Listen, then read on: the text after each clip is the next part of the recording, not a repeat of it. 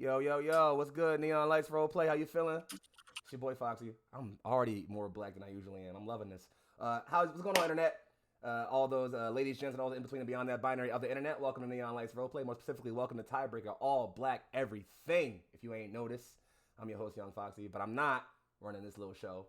Instead, we have the incomparable, the venerable, the insurmountable Nick Butler himself, Mr. Follow My Blade, here to run his system, the TideBreaker system, for us. But y'all ain't even getting that yet. Y'all getting session 0 type shit. AKA Lord TideBreaker, AKA I ain't had any more AKAs, but we out here, we getting it. We finna add like 6 more AKAs to that by the time this campaign is done. That's the goal. That's the explicit express goal, is to add more AKAs to that before the campaign is done. You mean? I'm saying I need more aliases. AKA need more aliases. There, right there. You mean every aliases we add another one. Another alias. Another one. AKA another one. You mean like, need to mute that shit. Like, nah, but so you mean so basically it's gonna be super simple. The way we're gonna handle this is, I'm gonna just call out who we got on the screen, because I got 4 incredible people who I'm gonna introduce. I'm real quick handling around the horn. Real quick, I already introduced the man himself, Mr. Follow My Blade. We gonna slide right across the overlay to your left there, going in a sort of counterclockwise fashion. Over to the left, someone who I've only recently encountered on the Twitter sphere, but ever since I've met them, I've been like, yo, how did I not know this person? Because all their content is crazy dope, and if you don't know Scholastic Dragon by now, you should probably hop in that. I was like, man, which one of us is about to be? So please, Scholastic Dragon, they, them pronouns, respectively, will get bopped. Introduce yourself. Hey, what's up, y'all? I am CJ, aka Scholastic Dragon. I'm a game designer.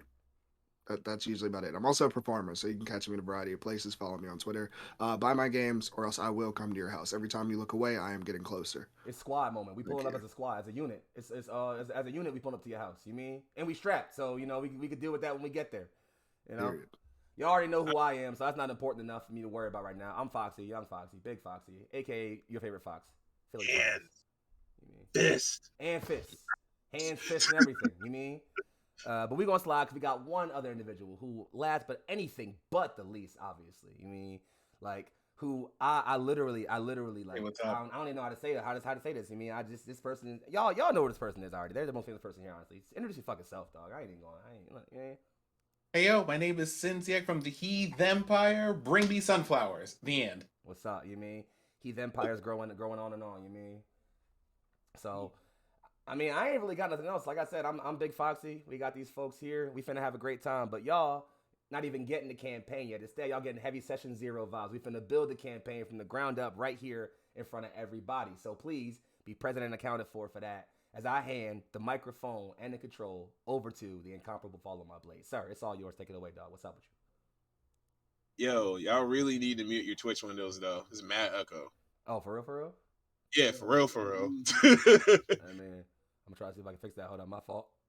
Yeah, for real. I think that's you. Is it? I think it's you that's echoing, dog. Yo, bro, like my shit is muted. Like I could share my screen and show you the mute shit. Yo, God, I trust you. I believe you, but like no cap. Dog, I'm telling you, the green circle's coming up around you, bro. It's you, dog. Yeah, hold up. Talk again. Yo. Oh, yo, you know what? Were you only hearing us through stream? I ain't gonna hold you. That shit was my head. That's just my speakers, because I got one of them stand-up mic joints. Ah, solid. I ain't mad. Yeah, let me fix that real quick. Re-equip, dog. Take your time. Hey, listen, we ain't nothing but time. That's the funniest shit. We sit here playing Private Eye in the chat, like, all right, who's echoing? What's the problem? You know what I'm saying? Like, chat don't need to be watching me just getting set up the whole time. I should have been set up. Listen, don't worry about that. Again, we building the whole campaign from the ground up. Even the setup. You mean? Like, even the setup. So it's right here. You mean? Like, that's what we do. Don't worry about it. Hey. Listen, y'all know the vibes you signed up for. It was on the tweet announcement. Y'all already knew what it was here. Y'all knew what y'all signed up for. Y'all was here for a reason. You mean? That's all it is. How we sounding now, boss man? You coming through clean? Still echoing. All right. Well, that might be a you thing. I don't know. Nah, yo, because my shit's not ringing this time. All right. Let me see. It's quiet on stream. I got nothing for you, man. I don't know. CJ, Sen, y'all both muted? I'm not even on a stream. Yeah, right. The Twitch ain't even running for me. Dang. I mean, my shit's I'm on. running- My shit's not even. It's like not, I'm looking it sounds I'm so looking wrong. at y'all from like a chat program. Do you have the Twitch open? I have the Twitch open, Is it but it's unmuted? muted. Check Yeah, it. it's muted. You know what? I'm about to mute the whole window Yeah, just to see be if that sure. might it might Yeah. be baiting you. You know, You know what? if it was you, I want $5 right now. What's your Venmo, bro? I muted the site and that shit went dead silent. Yo, that slider ain't worth shit, God. Slider lied to you like a motherfucker, dog. That's crazy. This campaign about to be about me sending the three of y'all the fuck up Twitch's volume slider. I'm getting my revenge right the fuck now. Hey yo. Oh my fuck. This gonna be the all black everything, blacking out the motherfucking Twitch volume slider. That's shit. exactly what we doing. Gonna jack up some IT nerds.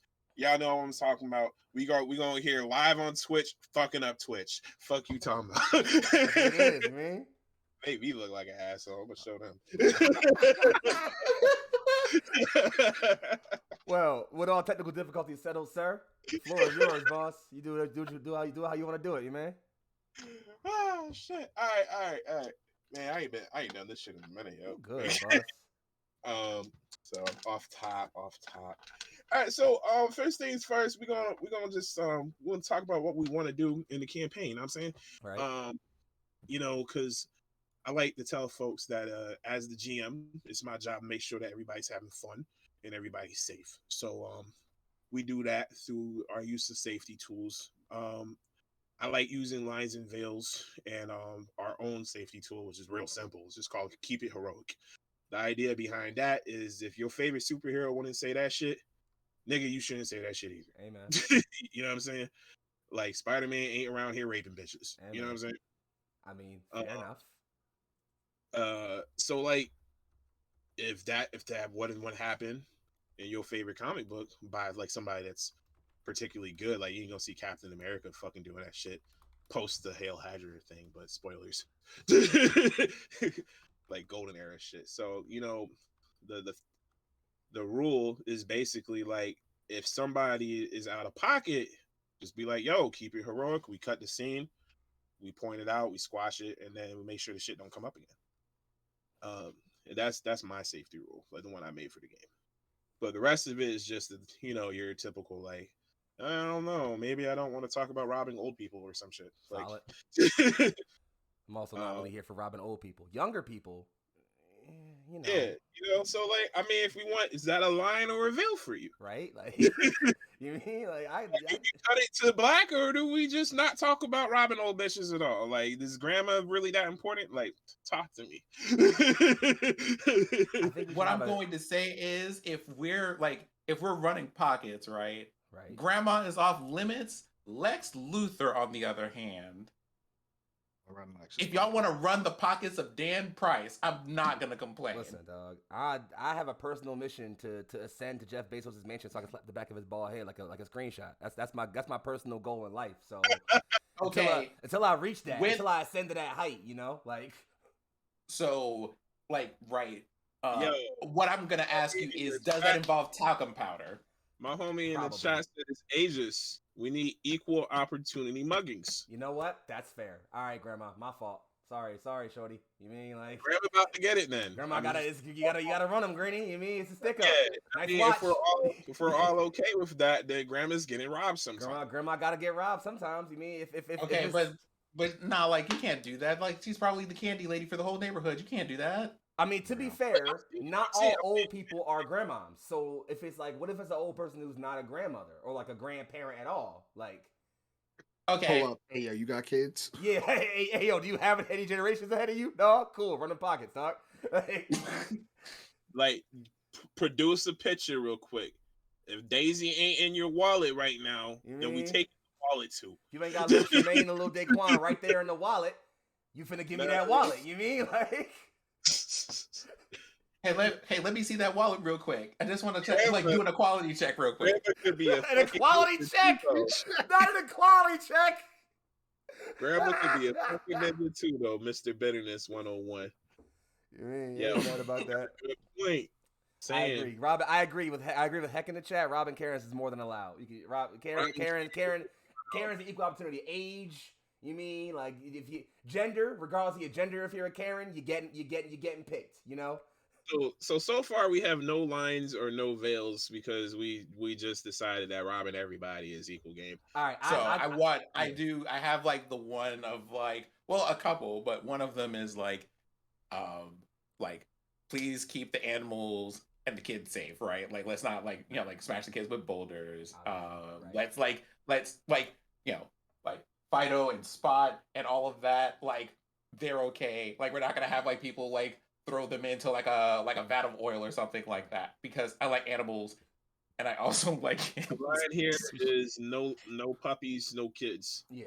I mean, I'll say like to like follow up on that, like on the whole like vibe like keeping it heroic. I'm fine if like children or I guess animals get like put in some kind of like visual dangerous situation as long as nothing happens. We are going to be able to save them. Like there's no like, oh, if we don't go get this kid right now, they're gonna be literally thrown into a vat of acid and be boiled in front of us. Like, no, I'm cool on that. Like if the kid's in front of the acid, that's cool as long as we can grab him. You mean lower that a little bit, Chief? Lower it a little bit. Bring it down. Bring it down. There we go. It is. Yeah. There it is. Yes. We got the whiteboard out. Whiteboard. You mean? I'll say line for me. No sexual assault if we can avoid it. It's just not necessary. I mean, I get it mixed for like compelling stories sometimes, but we don't need it. I'm cool on it. You mean? Avoiding that one if we can. Just no. I don't know what else is there. I guess this is a generalized one. It's less more of a veil, less of a line. I am cool with bigotry if we get to punch the bigots. That's okay. Thank you. That's it. If someone's gonna be racist or homophobic or sexist or whatever on screen, I don't mind. Only if that scene is immediately followed by us beating the fuck out of them. Like that's the only allowed line. Like that's it. Other than that, no, I don't need to see it. That's a line, not a veil. Well, I'll just move that over there then. Boop. Okay. No unpunished bigotry. I'm okay with that. Yeah, it works for me. I mean, I have to be, right? I mean, because you like otherwise, like fire your GM, get another nigga on here, bye. Right?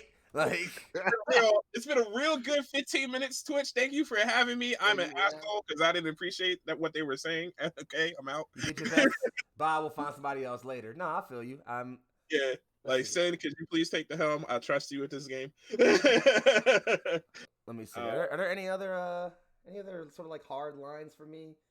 Sex. I just rather have like no like romantic shit. Like it makes me uncomfortable. That's fine. I'm fine with romance in my games, but if a game has no romance, I'm not gonna be like mad about it. I don't care. It's totally fine. Yeah, I mean like it's more like a veil for me, not a line. So like if y'all want to be like flirty and shit, it's just like, hey, and then we flirted. Yeah, I got it. And I'm like, okay, and go to the net scene where we're punching people again. Yeah, I can go into detail about that because I'm immature. I ain't mad at you, bro. It all makes sense. It all works for me. I'm here for it. Yeah, so that's a veil for me. All right, solid veil established. I appreciate the fact that as the person who is probably going to be running this stuff, that you also have like lines and veils and things. Mm-hmm. Like all tables should know. I'm glad that you players too. Like your GM's happiness and your GM's comfort matters as much as anybody else's. So like if we all having a good time and you're not, the game will still suck just as much as if any of us isn't having a good time. So you mean like. Yeah, I mean that's really it for me. The rest of my shit falls right under the keeping heroic standard.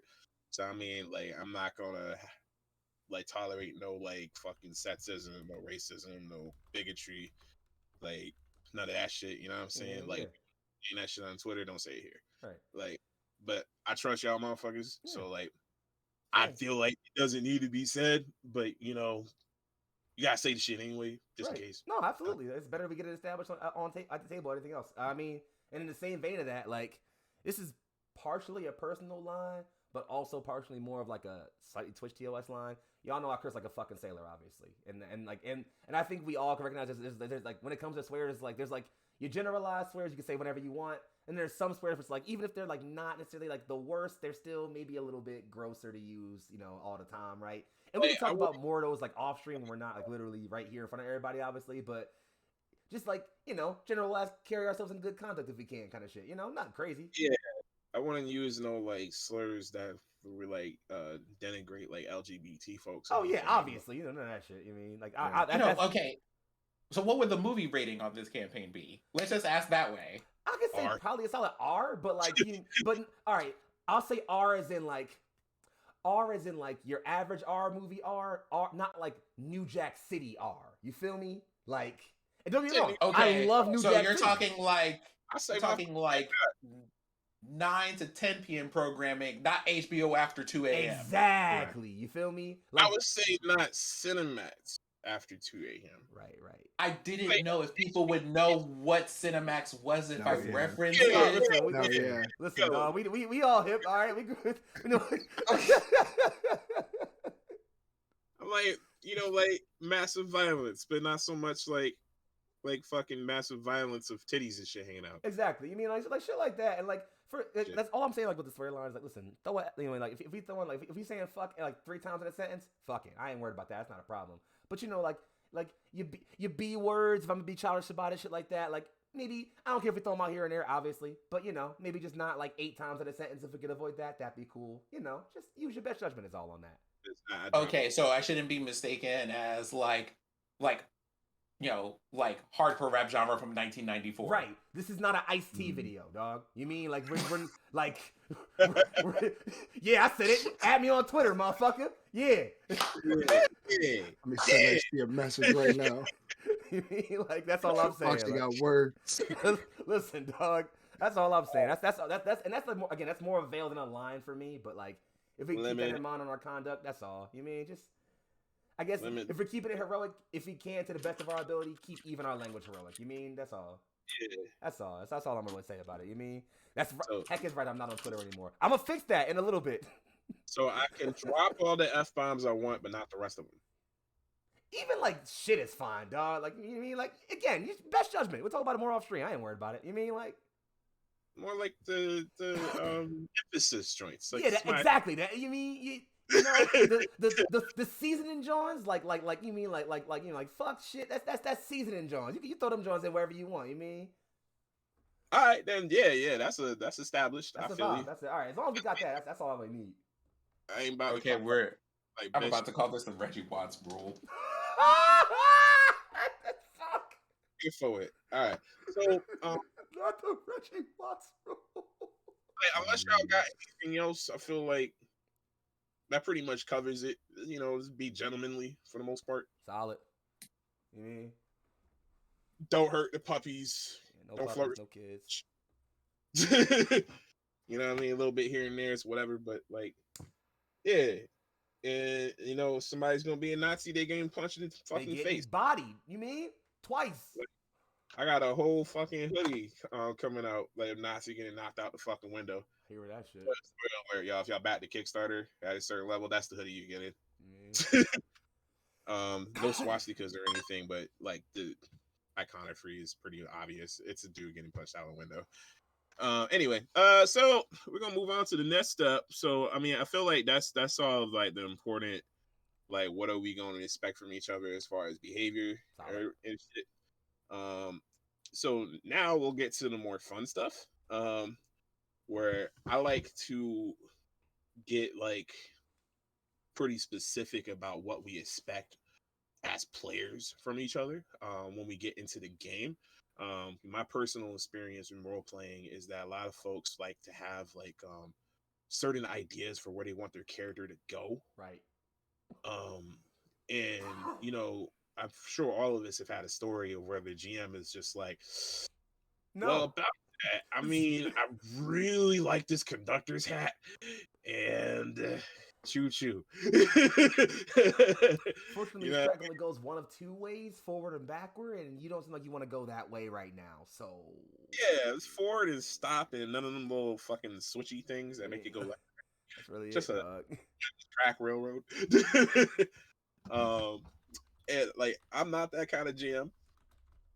The fact I'd rather have y'all run the shit for the most part, and I just react to the shit. That's my personal style. Amen. So what we're gonna do is we're gonna go through the scenario generation for Tiebreaker, and how this works. There's two different options. One of them we do more of a questionnaire kind of joint, and the other we just roll tables and then fucking piece it together as we go along. I'll let you guys pick which one you want to do, and then we'll go for it. I say both. For each question, if we got like the right sort of setup for it, we can start pitching out ideas. If we get the question, it's like no one's got an idea, we roll. Just keep the ideas moving. You mean? That would be hard to accomplish. I'm going to vote for all random because why not? Fuck it, let's do it then. Let's go. Yeah. Let's have fun. I'm here for it. And y'all tell me if the dice can appear or like on screen or not, because I ain't on the Discord. Your whiteboard's on. That one went. If it passes the letters, no. If you want to hear it, slide your whiteboard back towards you some a little bit, like more towards the marker. There you go. A little bit more. Tiny little bit more. You going? Perfect. That's okay. it. That's a fully on camera roll right there. Trust and believe me. Now stream might not see it, but Discord can see it, and we can call out roll. So don't worry about it. Fabulous. So the setting generation table that we have now, which is new to the current version. So anybody that has the early access version does not have this table. So this is going to be the first time in this in public. Oh, shit, fancy out here. Yeah, fancy as shit, right? Wow. So as an alternative to our standard scenario generation method, this is my first time using it actually. But Janet from World Amble actually wrote these tables for us, and I took a look at it. I was like, yo, these shits are fire. Shout out World Amble. So yeah, shout out to World Amble. Hashtag non-sponsored content. Yeah, seriously. Like, Janet, if you want to pay us. Like, bang my line, Janet. We'll talk. You mean? Yeah, I'm not opposed to it, but you know what I mean? Like, right here, we're just going to do it live anyway. Solid. So I'm just going to read what she wrote. As an alternative to the standard scenario generation method, this setting creation table gives you a possibility of 23,328 story setting seeds for your Tiebreaker campaign. Even better, it helps you create a cinematic trailer sentence for your campaign. For more interesting mashup settings, we'll add the conflict element, but you can leave this out for classic genres. Once we've rolled or chosen your genre, optional conflict elements and themes, read out your cinematic trailer sentence. And the example is, in a genre world plagued by conflict element, our Tidebreakers struggle with theme in this epic adventure. So it's a D66 table, and for those that are not familiar with D66 tables, you have one die that handles the ones on the 66, and the other that handles the 10s. So it's kind of like rolling a D100, but it's 66 instead of 100. So you have to play Chaos-Space Marines and Warhammer 40k. Y'all know how these work. Yeah, but you know, I'm doing this more for chat's sake. Solid. Like, I figure the rest of us are like experienced nerds. So we're gonna say in a genre. The genre is, I'm gonna say this one is the ones and this one's is the twos, and it doesn't matter because they're both fours. You moved your camera, by the way. We can't see the dice anymore. Oh, all right. Yeah. Yes. 4 fours. Okay, double 4. 44 on the genre table is Steampunk. Steampunk.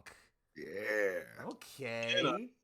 Steampunk world plagued Fate by versus free world. I guess. Okay. Free will. Okay. Played by 23 Kaiju. Oh shit. Okay. Wait, isn't there already like so Mecha Godzilla? Is that what we're dealing with here? It's steampunk Godzilla to be exact, actually. Steampunk Godzilla. Okay, what do we got? Justice. So themes of justice. Struggle with justice.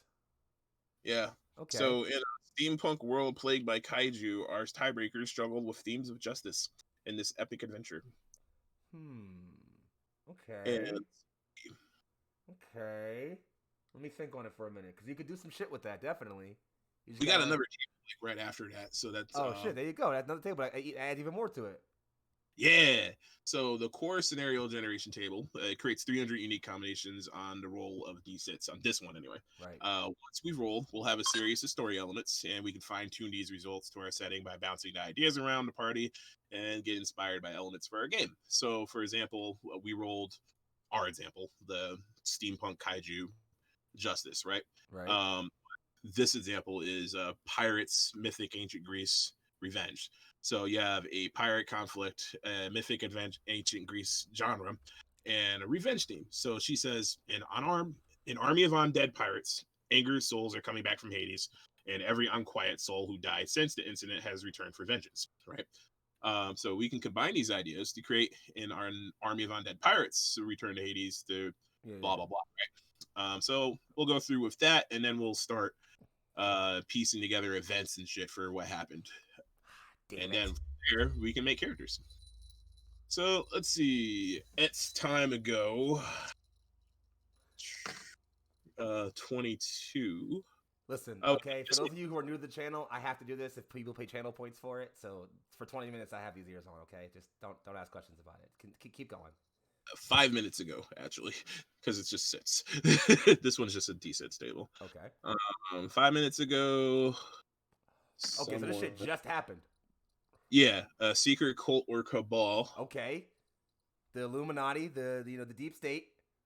Yeah. Unleash a deadly pathogen or a mutant. Ooh. That's probably what turned people into kaiju. Now I'm thinking about it. The capital city. Damn.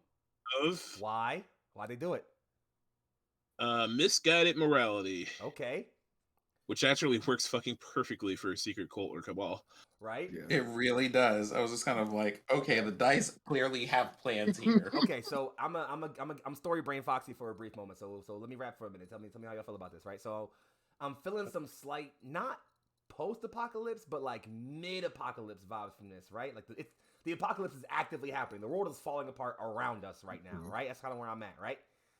Meanwhile, you got this big-ass city, big, massive city of humanity where everybody's kind of hanging out doing a thing. Run by, it's kind of like shadowy cabal of motherfuckers. They was running this shit, right? Now, because we talk about justice here, I'm getting some inequality vibes, so I'm thinking there's like an upper class and a lower class of this city. You mean upper class is like, yo, lower class is getting a little bit rowdy, a little bit ratchety, a little bit too free to me. We gonna put this little pathogen in the air that's gonna make them all really passive, really make everybody real calm. Now, of course, that's not a good idea because the alternative would be to put them down violently, right? So in their mind, they're doing the right thing. It all goes poorly. A bunch of them become giant fucking kaiju. Now we got us. I'm just spitballing. You know, mix and match. You know, scratch it up as you want, DJ. I'm throwing it out there. You mean? As I did what I had to.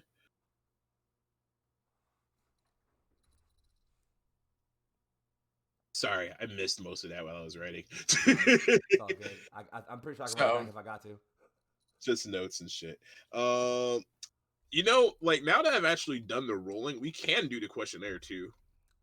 So in practice, if you're using the tables, I'm gonna have to actually put this in the notes.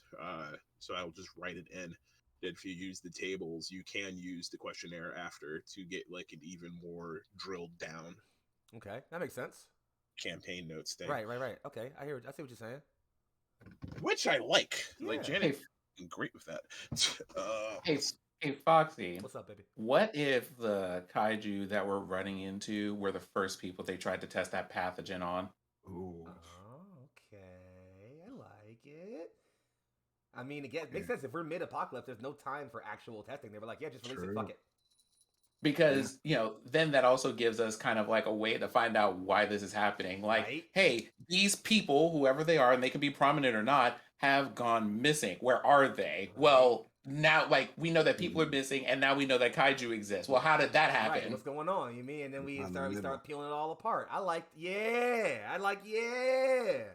This is our best friends now, by the way, if you were wondering. This is It's this. This is right now. It's everything previously to this, and also this, by the way. Those two things are combined, and now we're best friends. It's happened. Except it is canon. There it is. I like it. I'm a big fan of that. Okay. So, Rocket Book. Oh shit, he's breaking the notes out. We getting serious now. Yeah, because like when you have like campaign settings that can be like this fucking robust, and like this is I love people who take notes. I can't. I just don't. I never learned how to take notes. So I just don't. Kind of get a couple of notes so then I can start building. Like I've made a complete circle in taking notes because I used to take like extensive notes and then ran into people who didn't care about them, so I stopped taking them.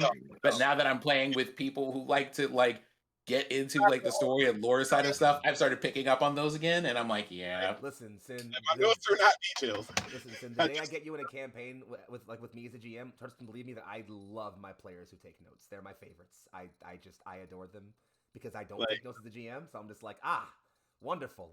I have notes to look back on because I sure didn't fucking take them. What did I say during that session? I don't know.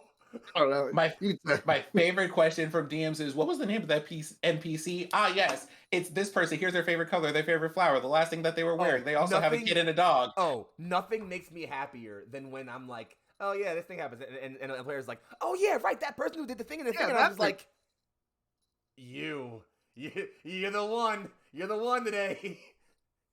Shout out Sir Heck a lot in the chat. You know exactly what I'm talking about. Heck is probably the greatest note taker we have in the Neon Lights community. Like Heck and fucking and Sarah, the twin Sarahs are the greatest note takers we have in this community. They're absurd. Like it's ridiculous. Like yeah, okay. So yeah, like I said, my notes are not that serious. It's just pretty much the whiteboard and like question 3 for this part, because Janet's tables take care of 1, 2, and 4. So like we just have to go through the 4 events now, and then we can basically determine who the cult was, what were they doing, when did it happen, blah blah blah, right? Why, and where were you guys when it happened. True. So we'll do 4 events. So I'll do event 1, and we'll just record answers and stuff. Let's do it. What I'll do is I'll have each of you answer like in order who, and then the next person what, and then so on and so forth. Okay. Until we get all of an answer for each. That way everybody has equal opportunity to contribute. Hell yeah. Let's do it. So event 1. Who was involved? That was you, right? Oh, wait. Are we starting with me? Yeah, didn't you say I'll do the first one? Did you say I'll do question 1? Isn't that what you said? No, I said I think he's just reading the question. Oh, okay, solid. All right, you're gonna let us all jump in on it. Okay, solid. Yeah. All right. Yeah. Clarified, Chieftain. Clarified. All right, I'm gonna just go in the order of the Discord call. So Fatsi, you're gonna tell us who was involved in this first event. All right, who was involved in this first event? So, I think it was, given that we've established this whole like upper versus lower class thing, I think the lower class kind of almost had its sort of separate government to a degree, a group of people who had a lot of clout, a lot of respect in the community, and kind of like the go-to leaders. And like kind of with Sin's idea, a lot of them start disappearing. They're sort of the first who. A lot of them start just like vanishing randomly, and everyone's like, all right, this is real weird. We can even go full dystopian where it's like people definitely know it's probably something to do with like the people up top, but nobody can really say anything about it publicly, you know, because then you disappear too. You mean? All right, so community leaders. So I wanna do this so I can make it shorthand. Do you have? Give me a name. Like a person's name, or a name of the group of people. Sure. They were called the Guiding Hand. Community leader of the Guiding Hand. I mean, listen, I try sometimes. All right. Somebody was playing Jade Empire. That, or someone read IDW Transformers comics. It was me. I read them. They're really good. All right, and let's see. And next in the chat is going to be CJ. Oh, CJ, you get to answer what the event was. The event that like turned folks into kaijus. If that's what you want it to be. Oh, all right. You have full narrative control over whatever the fuck we're going to be playing for this particular event.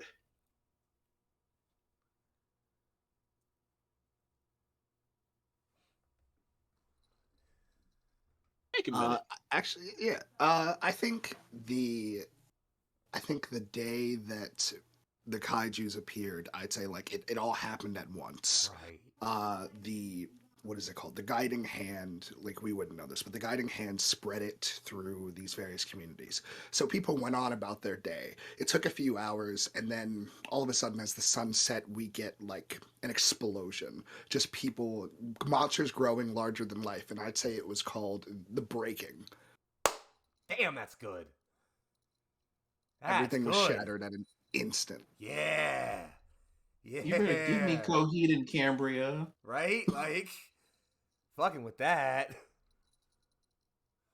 Meanwhile, chat's plotting on trying to make me wear their ears longer. This is welcome I to see neon. that. Welcome to Neon Lights content, guys. This is my burden. Do what you must for the views. Honestly, I do it for the views, folks. The guiding hand causes an explosion of kaiju in the middle of the city, henceforth known as the breaking. The breaking. I love the breaking. That's like there's so many like cliche names for like events. I don't know how the breaking is somehow like really unique and good, but it's both of those things. Like, all right, and then the next is going to be when this happened or where did it happen, if it's more of a universal thing, and that will be answered by Sinziak. Where did it happen? Yeah. So we didn't define what the city was. true. It was just a city. So it was a city, and we know it's Or you steampunk. could Do whatever the fuck you want, dog. Yeah. Question 3 is a when or where. I think we're gonna make it a win. So, when would be the weirdest time for this to happen, or the best time for this to happen? Midnight on Halloween. I love it. Yeah, absolutely. I mean, that makes the most sense, right? It would be for me, it would be the most unsettling because you get the whole like, are you okay? I didn't know you were wearing a costume. This looks really detailed. Oh no. Oh God, you're growing, and my house is broken, and I'm probably dead now. I like it. Yeah, okay, I like that. That just gives me some really heavy like Monster of the Week kind of like vibes. Not the game, like the narrative concept, where like you can just do a bunch of random kaiju, and they're all kind of based on like either like the costumes they were wearing or the costumes they planned on, or just all kinds of. You could do all kinds of fun stuff with that. Like the one guy had a spider costume. Now he's got like 16 arms and is like massive. You can do all kinds of crazy shit with that. You know, like. Baron, are you terribly injured? Or is it just a zombie costume? Just walk by. Yo, dope costume, dog. Guys and girls. Oh, the pain. It's it hurts not a so costume. bad. Why would you think it's a costume? I'm 20 feet tall, man. There's a tentacle come out of his stomach. He's like writhing. He's like, oh man, I do that prop working, dude. That's crazy. Is that motorized? Okay, Did so you think this was scaffolding? One of the Did you kaiju has seriously to be think this was Reptar now. scaffolding? Oh, and the voice mod too? Wow, man, you went all out for this. It took everybody a couple minutes. Yeah, it took everybody a good bit. There's probably a couple people who are still just like, listen, guys, this has been the wildest Halloween prank ever. Like, All right, and I'm going to take care of the why, since there's 4 of us. yeah. And let's see why there were kaiju blowing up in the middle of the city during midnight on Halloween. I'm gonna say that the cult decided that they would punish the guiding hand on the greatest day of sin. So it's religious shit. Okay, I like that. Not at the witching hour. Not the witching hour. That makes sense. I like it. Okay, all right. We got some culty shit. We got some kaiju-y shit. We got some steampunky shit. I like it. This is a really unique concept. I didn't think we'd come up with out of nowhere, and I'm really liking this. Yo, every time I run this, we come up with fucking wild shit. Every single time. I'm here for it. Like, the witching hour was the best time to punish the wicked. I'll think about it. Nobody's gonna notice. It's like, oh, everybody's in a costume. You look a little weird. It's just Halloween. Everyone's out, so it's like a lot of people in public, so you get maximum casualties. You know, it'd be the most public event because everybody's outside seeing it. You know, so for shock value, would be good too. Yes, every reason to do it. Okay. So event 2, starting again with Fatsy. You've got the who. All right, event 2. So, let's see. So for event 2, what happened? So we've already got that this event happens on Halloween, right? So event 2. So this is a different event, though. A secondary event. Like, all right, a secondary event is. Does not have to be in order because we can rearrange the order. I got the who. Yeah. The who is random people all across this city and even some like throughout like the rest of this world or whatever. But it's all people of whatever group is made up of second class people. Like that race, that ethnicity, that culture for whatever reason, whatever this event is, it's only happening to these people specifically. I don't know what it is. I got So some thoughts not on what it could specifically be. members of the guiding hand who No. are already representing these folks. Not necessarily the guiding hand specifically, because the guiding hand for maybe like for that could have been different specifically, but like definitely just like certain people of this group, for some reason, something happens to them uniquely. Okay, Probably a really good thing that the bad guys don't like, but that's all I got right now. That's all. That's my who. An unnamed minority. Yeah. Actually, no. Let's give them a name. They are called.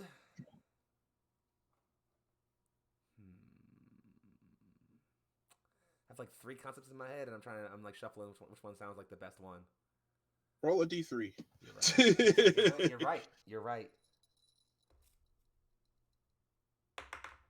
The dice, no. They're called the Broken. The Broken. It was the Ashen, the Withered, or the Broken. And I was like, Broken makes sense. Ooh, I would have went with the Withered. I like the idea that like they weren't called the Broken beforehand, but since the breaking has happened, and it probably happened to mostly them, or at least in their community, well, there you go. Yeah, you're on top of your Narrative. shit there. Fucking Lord! It's so I deep. now need you to have a T-shirt or a hat that just says "Lore" in bold letters with a period. With an exclamation point. Lore. Lore. Fucking need that. But like With the replace lore the emo fucking, ASAP. I'm working I'm on gonna it. replace the O with the TideBreaker logo. Yo, actually though, like I'm here for it. Like, okay, but like, please do that and make it a short sleeve crop top so I can buy it immediately. Thanks. No, legit. Well, I'm just saying we can get 4 of them. I'll just wear them. You mean like that could be the dream uniform for this campaign? Is all I'm saying. Like that damn merch. It's a washing machine right over there. Like I'll keep the shit clean and everything. I'm just saying. Like it's all doable. Like I mean, bills are handled for the month. What's up? Right. That's what I'm saying. Like lore shirts when, dog. Like. Yo, is there a way I could make the stream window just the chat? Yes, there is a URL that only has a chat window. Mm-hmm. You can also, if you're on Twitch, you can just click the pop out chat button at the bottom in settings. You can setting wheel to hit pop out chat, and it just boop makes a little separate window for you. Cool. Because I want to like look at the chat window while I'm actually doing stuff. It's mostly just them laughing at the stupid shit we're memeing on this whole section. I mean, if I want to be here for it. I mean, yeah, you know. Here, I'll put that link in chat there. Just go ahead and click on that. There you go.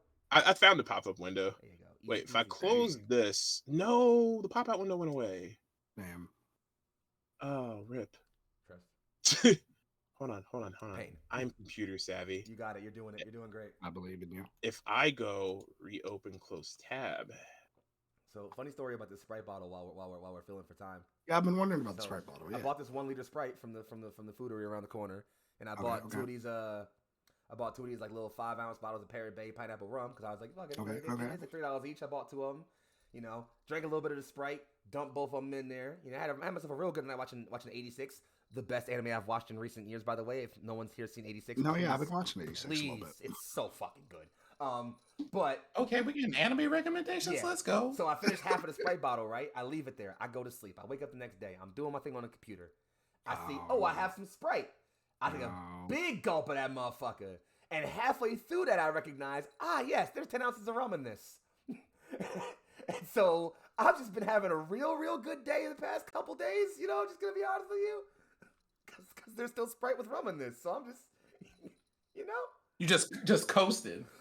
I ain't wasting this motherfucker. Vibes. You know Okay, can we just stop? Listen, for because I know that there are some among us who don't. For those of us who drink, there is definitely decidedly a whole. We don't race around here. This stuff costs too much. Right, alcohol costs too much, dog. I'm not finna waste that. Like, I'll throw away a flat soda in a heartbeat. A flat soda with some tequila in it, I'm making that motherfucker work. Hey, you like halfway to a margarita. Real shit. Throw some ice in that little motherfucker, put it in the blender. That's it. That's it right there. You gotta improvise. Modern problems require modern solutions. You feel me? Like. Anyway, Nick, how we doing over there, bro? You good? Yeah, I'll be all right. Yeah, I'm gonna figure this out. Yeah, see, Leona gets it. We don't throw away. We don't waste. We don't waste. No, That's not what we do. Doesn't I'm happen. not wasting that. Also, Chad is now plotting on trying to find more Fox things for me to wear besides just the ears. All right, so what we're gonna do now is you see, now that I have all 3 windows open and I can see and respond to things. Yeah, so now what we're gonna do is adjust myself in my seat because Hell yeah, get comfortable, bro. nervous energy and shit. You're doing it. You're killing it. Yeah, I got it. All right, okay, cool. All right, so now what we're gonna do is go back to the questionnaire joint. All right, so the broken is who's involved. Right. Random members that are broken. Yeah. Yeah, they are. So now we get what's the and that's CJ, right? Marginalized group. Yeah. I'm not wearing a tail. Y'all can suck my dick. That's not a reality.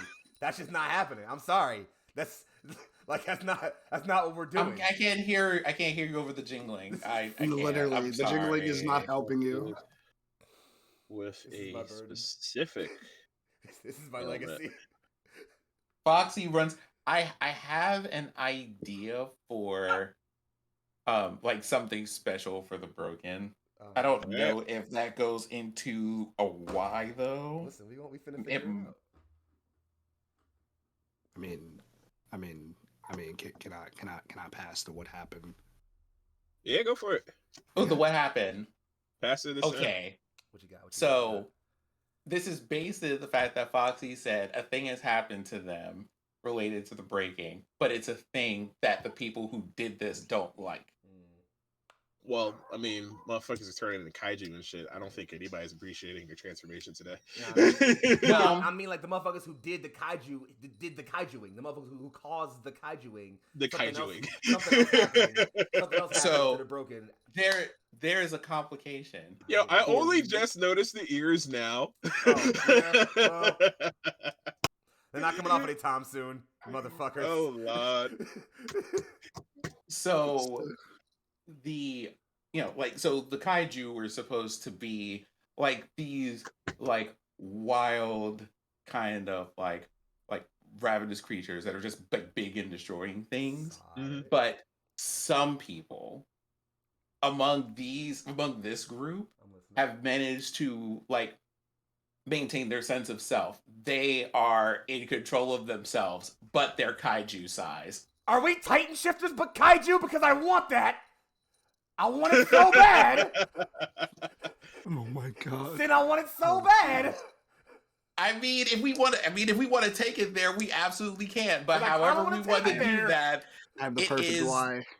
It is we're supposed to figure out how to make step 1 was make people kaiju. Step 2 was figure out how to how to keep them under wraps or under control. Step 3, profit. But these people in the broken have fucked up step 2 really hard for a chunk of the kaiju, and now they have to figure out how to deal with that. Yeah, I like it. Listen, I'm just saying. All I saw was the whole Attack on Titan biting your hand thing. Except I became like a giant Godzilla monster, and I'm just like I kind of need that in my soul. I think actually somewhere in my body parts, I think I need that. It's only because on the low key, the most terrifying thing that you can do with giving people that much power is to then give them control of what that power does. Man. So Krakoa, that's all I'm saying. If y'all know, you know. Cool. Listen. You just some people aren't hip. Some people aren't hip to what just happened right now. That's fine. That's all I'm saying. That's fine. Some people aren't hip to what just happened, and if you're not, then you're asleep, and you're gonna remain asleep. That's for you. Sorry. No thoughts, no elaboration. If you're not hip to what just happened with the whole Krakoa reference, if you're not really hip with your X-Men lore, you mean you could just slide to the left. This isn't for you. Dip, bye. No, actually, I mean, go fix that though. Yeah, also. no. House of X, Powers of X. That's all I'm gonna say. That's all I'm gonna say. It's out there. It's online. The full issues are done. Just give yourself a couple hours this evening, and I'll see you tomorrow when your life's been changed. We'll talk. DM me on Discord. Chat. That's all I'm saying. Specifically Discord. Chat. You hear them, right? Don't encourage them.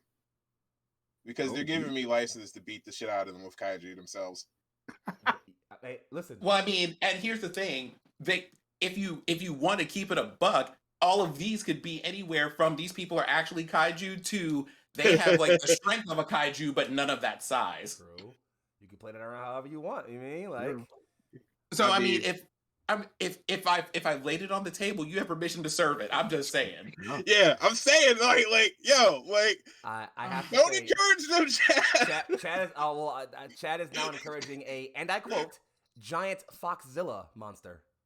I agree. So I don't think we can. Tell All I want to I don't think we can tell them Okay, no now. okay. turn into. Okay, everybody but Liza, stop encouraging them because they got the good ideas. Just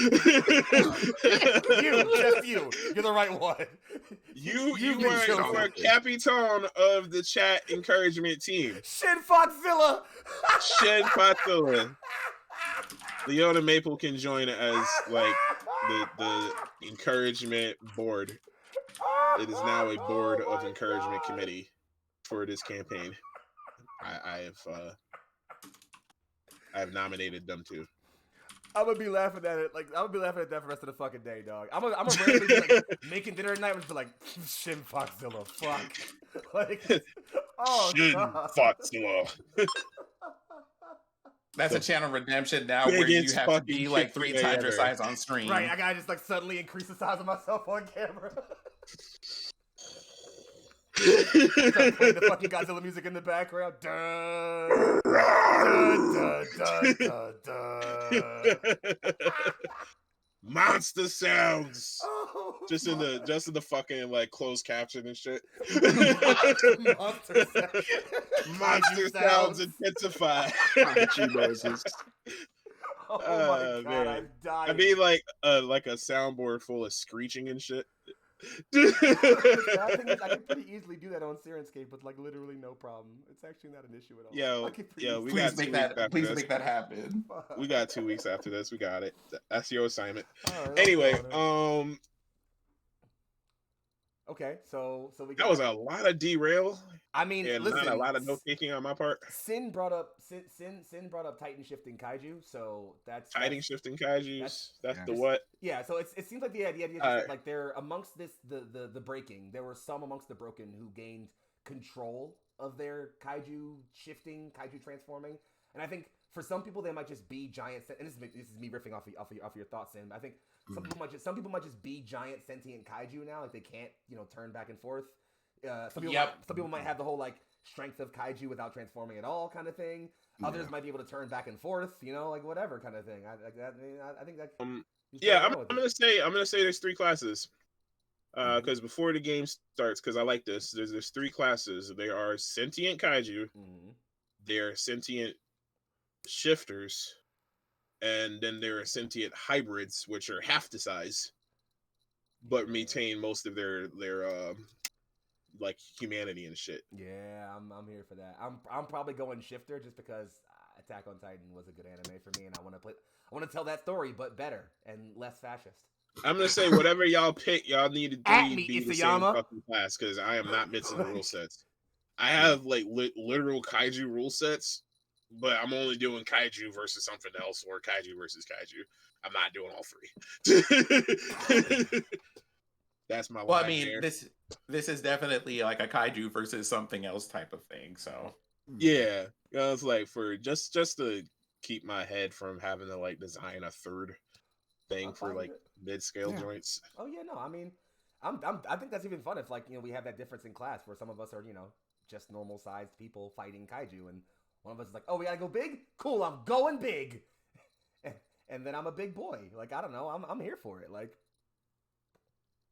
Oh man, I didn't even think about people transforming into. Oh my God, I have to patch that. Y'all making more work for me, man. The extended playtest. Listen, Tate is somewhere sneezing really hard because Tate's GM'd every campaign that I've been in as a player for Neon Lights, and all I've done is make his life hard. I sprung a campaign for mayor on him in the Cyberpunk campaign. I didn't think I was gonna roll Mayor? the fucking Attack on Titan game. As in my Cyberpunk character, my fixer, my drug dealing fixer, in the middle of Cyberpunk campaign, without warning my GM, decided to run for mayor of South Night City. Oh, actually, no, I don't have to do anything. I can just house rule that shit. That's what I'm saying, dog. We house rule it, motherfucker. It's a tabletop game. Rules, Yeah. right? Who gives a fuck? Roll some dice. Yeah. Say some Like I things. swear, like some neckbeard's gonna be What are like, "Why can't these? I be Aaron Yeager?" I'm like, "Nigga, give me Aaron Yeager money." the Right. fuck? Run me a Jaeger-sized check, my nigga. Like, what you talking Like about? y'all wanted me to make like a whole Run me a fucking Titan-sized check, my guy. What the fuck you talking about? Kaiju fucking source book and shit. I gave you rules for giant ass monsters and vehicles. Like y'all can fucking blend that with whatever you want. Make that Make that Like, shit work. No, like honestly, Yeah. you could run me money for being able to remix the stuff that I've already made, Right. and then go and remix some stuff. Right, Thank you. right. I'm saying, but anyway, about All I right. appreciate y'all got my back and y'all want me to get more money. I Listen, appreciate it. Everybody, if y'all everybody want gets to a me bag out here, all right? to make a fucking shifting thing with detailed rules or something, hit me up. I could do another Kickstarter. Let me fucking fulfill this shit out first. But you know what I'm saying? Get at me. Anyway, so that's our who, that's our what. We gotta get a when or where, and that's gonna be on CJ because you skipped the last one. What? Interesting. When or where? I'd say it happened when right after the breaking. So I'd say like maybe a week or so, or like a month right after the breaking happened, when you got these real big kaijus just absolutely going feral. Immediately after, you have like these people kind of waking up and realizing, oh, I'm a little special.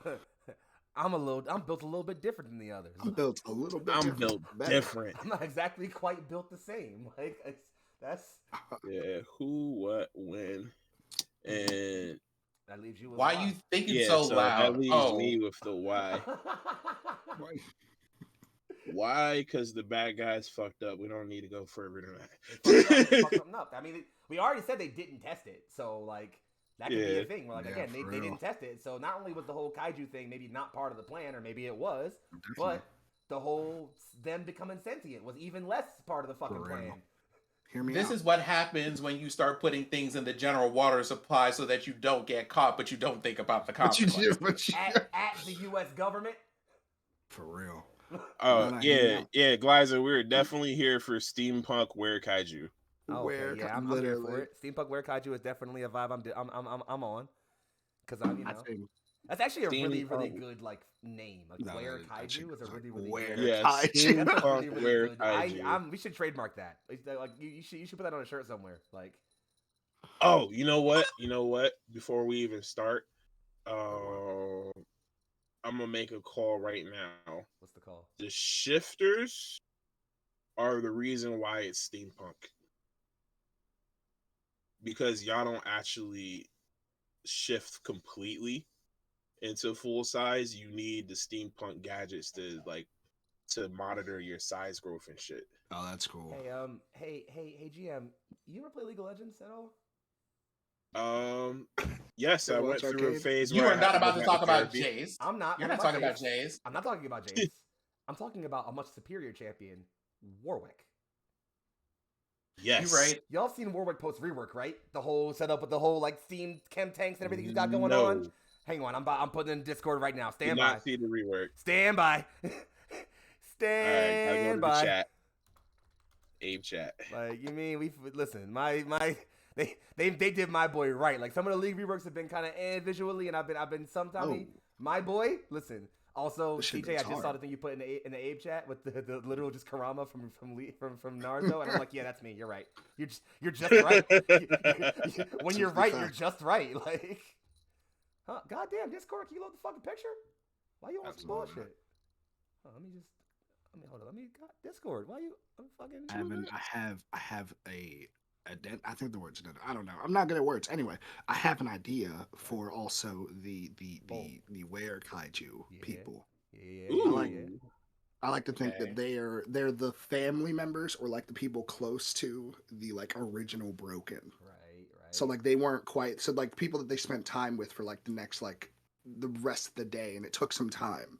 Right. So like when they finally turned, it's like, oh no, I don't have the full whatever in me, but I stayed around long enough to get just a little bit.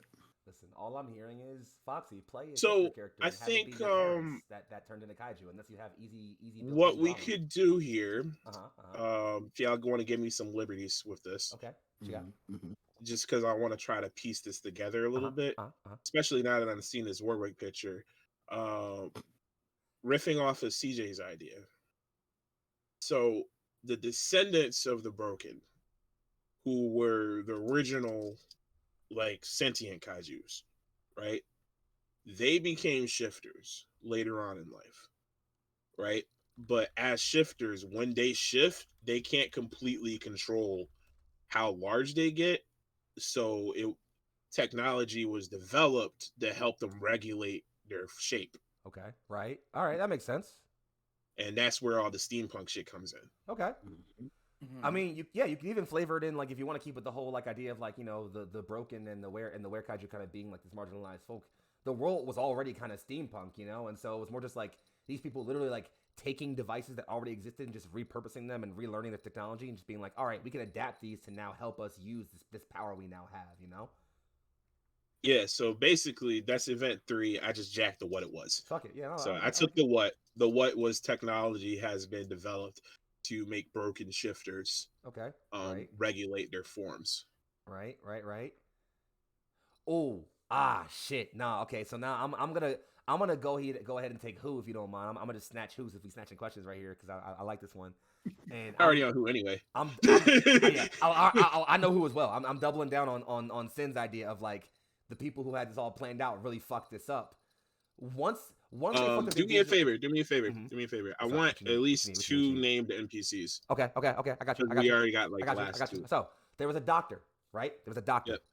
Yep. Doctor. I don't know why I'm defaulting to German names for weird doctors, so I'm gonna try to be different. So So I got something for you, Foxy. I got something for you. Hit me. Here. I'm just gonna drop this in chat. Here. Have fun with that. You got it. I was going to pull up fantasy name generator anyway. You mean? Here, I got you. Hold up. I like fantasy name generators. I want a Persian name real quick. Let's try that. Something Persian sounding. Because they literally just have like, here are a whole bunch of languages. All right, and, I got you. I got many like access to stuff. It's great. I got you. It's Doctor. So their name was Dr. Yazar Rashim was their name. There was Dr. Rashim, Dr. R, Dr. You know, as they were known, or just, you know, right? They were a part of the guiding hand, right? Or no, they weren't even part of the council. They were a guiding hand scientist. Put that name in the chat. I got you. Dropping it right now. Yeah. Yazar Rashim. Boom. Doctor. So he was a scientist working with the guiding hand on the whole original project, right? He's part of the original project. When the whole thing went wrong and like some of the Broken became sentient kaiju and/or shifters, he was the one who was like, okay, hold on. If we get tech that can help these shifters, like, you know, control their shifting or whatever, we weaponize it. We have new soldiers for our army now.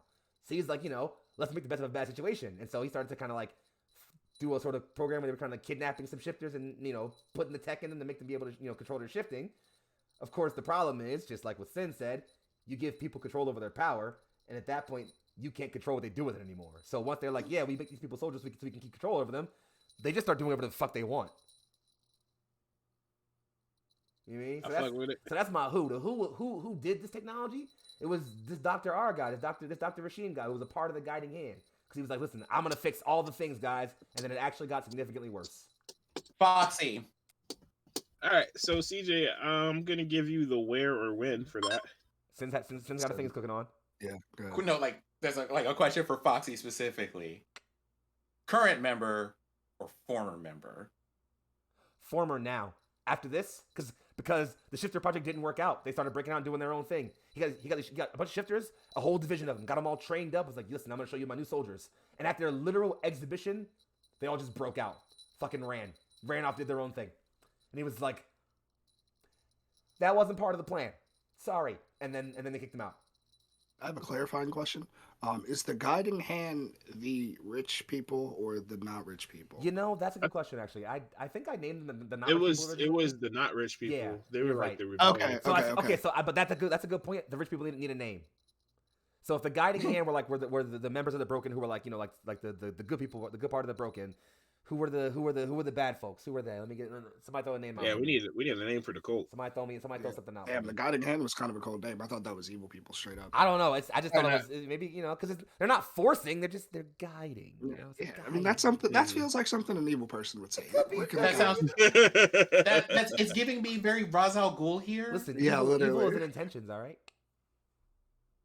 Yeah, it's kind of got some like Doctor Doom-ish kind of vibes. Yeah, no, I vote to have the Guiding Hand be the rich. Okay, and all right, fuck it, I'm here for it. I feel like the broken already kind of have that name of like we are the people that are broken. Yeah, okay.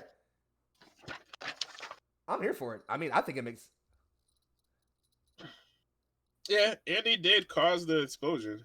They caused the breaking, so I think the Guiding Hand are the bad guys. I mean, hell, maybe if you want to even double down on this, just to make these guys really shitty, maybe the Guiding Hand were a group of broken who were kind of like representatives of the community. But after they offed them all, kidnapped them all, this cult, or at least like some members of them, came out in public. Wait, let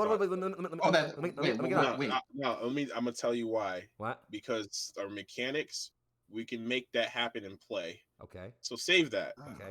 Save that. Saving it. Hold it. Okay. Putting it in the box. Because we can do some juicy shit with that later, but we don't want to spill all the beans like immediately.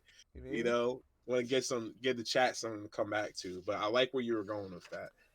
Keep that. Can I make a player request if we don't mind? DM it to me. No, actually, it's actually more of just like an out loud kind of thing. That's where like right here. We have just passed the hour mark. We're at like 1:13 now. We want to grab like a quick like little 5-10er. I do gotta pee. Let's do that. Let's do that. So, let's grab a 5-10er. Refill a beverage, grab a drink, whatever you need to take care of. Yeah. And then we'll be right back. So let me step downstairs and get this Tahitian treat. You feel me? Hey, man. Listen, I know we about to be best friends. All right, I'll be right back. All right, we gonna slide back, chat. See y'all in a little bit. Bye-bye.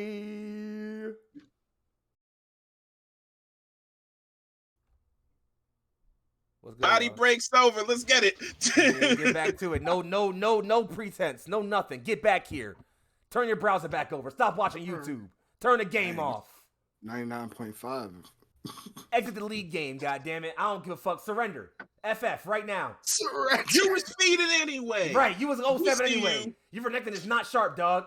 And it wasn't your jungler's fault. Real Nigga, shit. you can't lane. You can't blame your jungler, dog. You're laning. Look at your CS, dog. Your CS is garbage, dog. Get out of that fucking game. You're done. Get over here. You got grabbed by Blitzcrank twice at level 2. We saw that Blitzcrank, dog. We saw that. You had no wards in your lane, dog. You mean? Stream hopping. We seen y'all. Zinshao I wasn't in the bathroom. I was watching you getting bodied. The jungler pinged Zinshao 4 times. Did you back up? Nope. All right, we need to stop talking shit about our chat before they all dip on us. Chat, we love you. Please listen to us make our game happen. Chat, we love you. Y'all gonna have great elo, okay?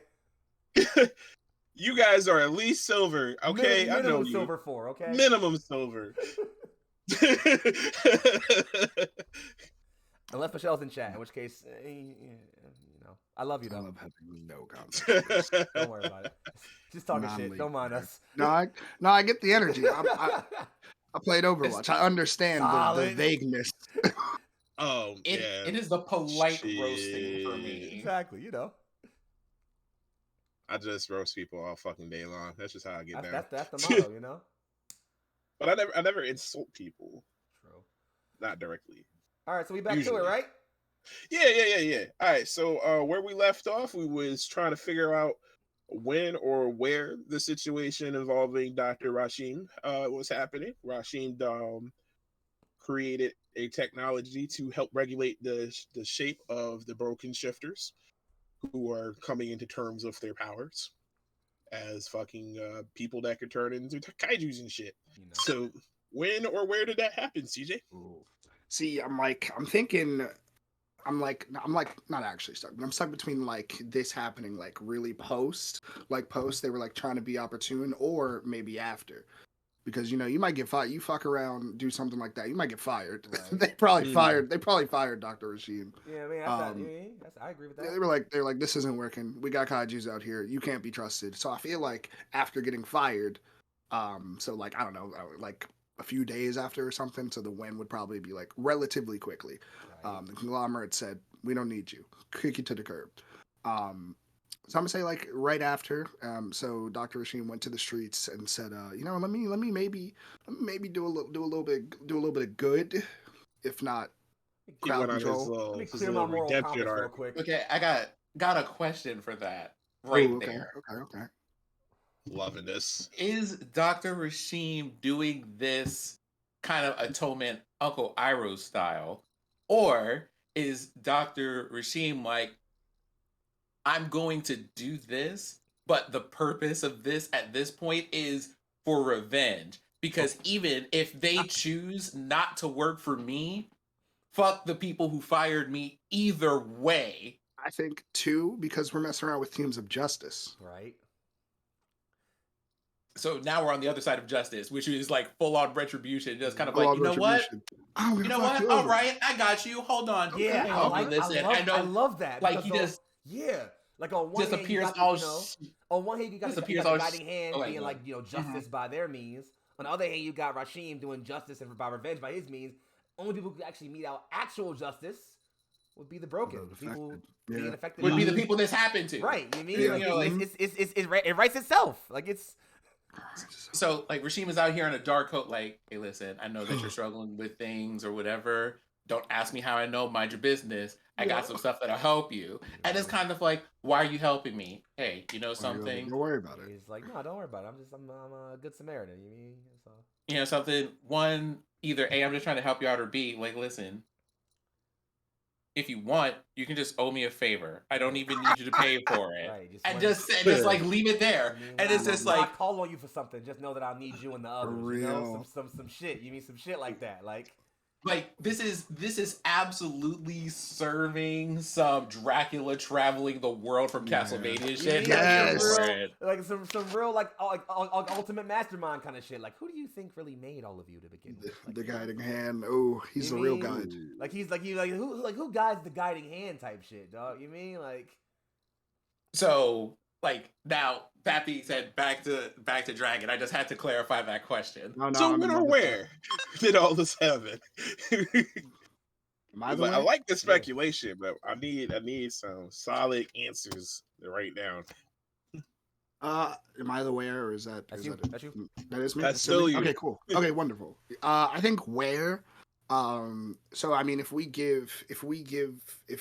going through the train of like, this person just got fired and now I no longer have some income, and I was a part of the guiding hand. Like, how ironic is it that this is going to take place kind of like in the depths of where like we don't even have a name, but like for the second class citizens live. Right. I don't I know. mean, I'm trying to think of like, I think yeah, second class like give citizens it a just name. are the broken. Like that just like that just kind of it tracks, you know. yeah, the broken streets. I have a Wait, yeah. What if they live in the junk? junk? What if it's the junkyard though? Because it's all yeah, steampunky, right? It's a junkyard. I mean, I don't know. I'm feeling some real verticality in the city. So like it makes sense. Like they're literally throwing their junk down below. And these people gotta fucking make like Final Fantasy VII. You mean they gotta make literal towns and shit out of like the junk and shit? Because it's all they fucking got. I actually have a follow up like thought. some Shinra shit. Yeah, I have a follow up thought, riffing off of your thought here, CJ. Of Yeah, if Dr. Rashim is dipping down in the trenches to go fucking fuck with the shifters and everything, and as like a whole revenge or like since preaching out, what if prior to Dr. Rashim leaving the guiding hand and going on fuck up with do shit like in the broken streets, there were no shifters. Like the incident only caused pure kaiju, and that's what got him fired. He was like, oh word. Oh, okay. And then he went down in there, and so now they're shifted because he's gone and given. Oh yeah, think about it. You mean? Because like especially because it's like people that are around the original shifters, so like they might have something inside their bodies in which like Dr. Rashid started screening and looking for, and like it's real insidious because now Dr. Rashid got a little bit of money, got a little bit of resources, and it's like, oh. Let me put a cap on this though, because I do really like the speculation, but for reasons I'll explain when I get down to the mechanics of the game. I want y'all to save those thoughts. Okay. So keep it concise for now. Shelving it. You got it. But like all those like little theory trains y'all got going on, I fuck with it. But we could do that in play. You're right. I got you. Make that part of the play. You're right. I got you. All right. I'm here for it. So we're gonna say it's the junkyard. The junkyard. Yeah. What about the depot? I fuck with that too. Depot The makes depot sense. sounds good. Depot. The So depot. he wandered down into the depot. He helped form Going the shopping. yeah, he helped form the fucking technology for the shifters or Right. whatever. And y'all just basically answered the why because he got fired. My man was spiteful. And He wants vengeance. out of spite, he not only created the shifters, but he later went on to regulate their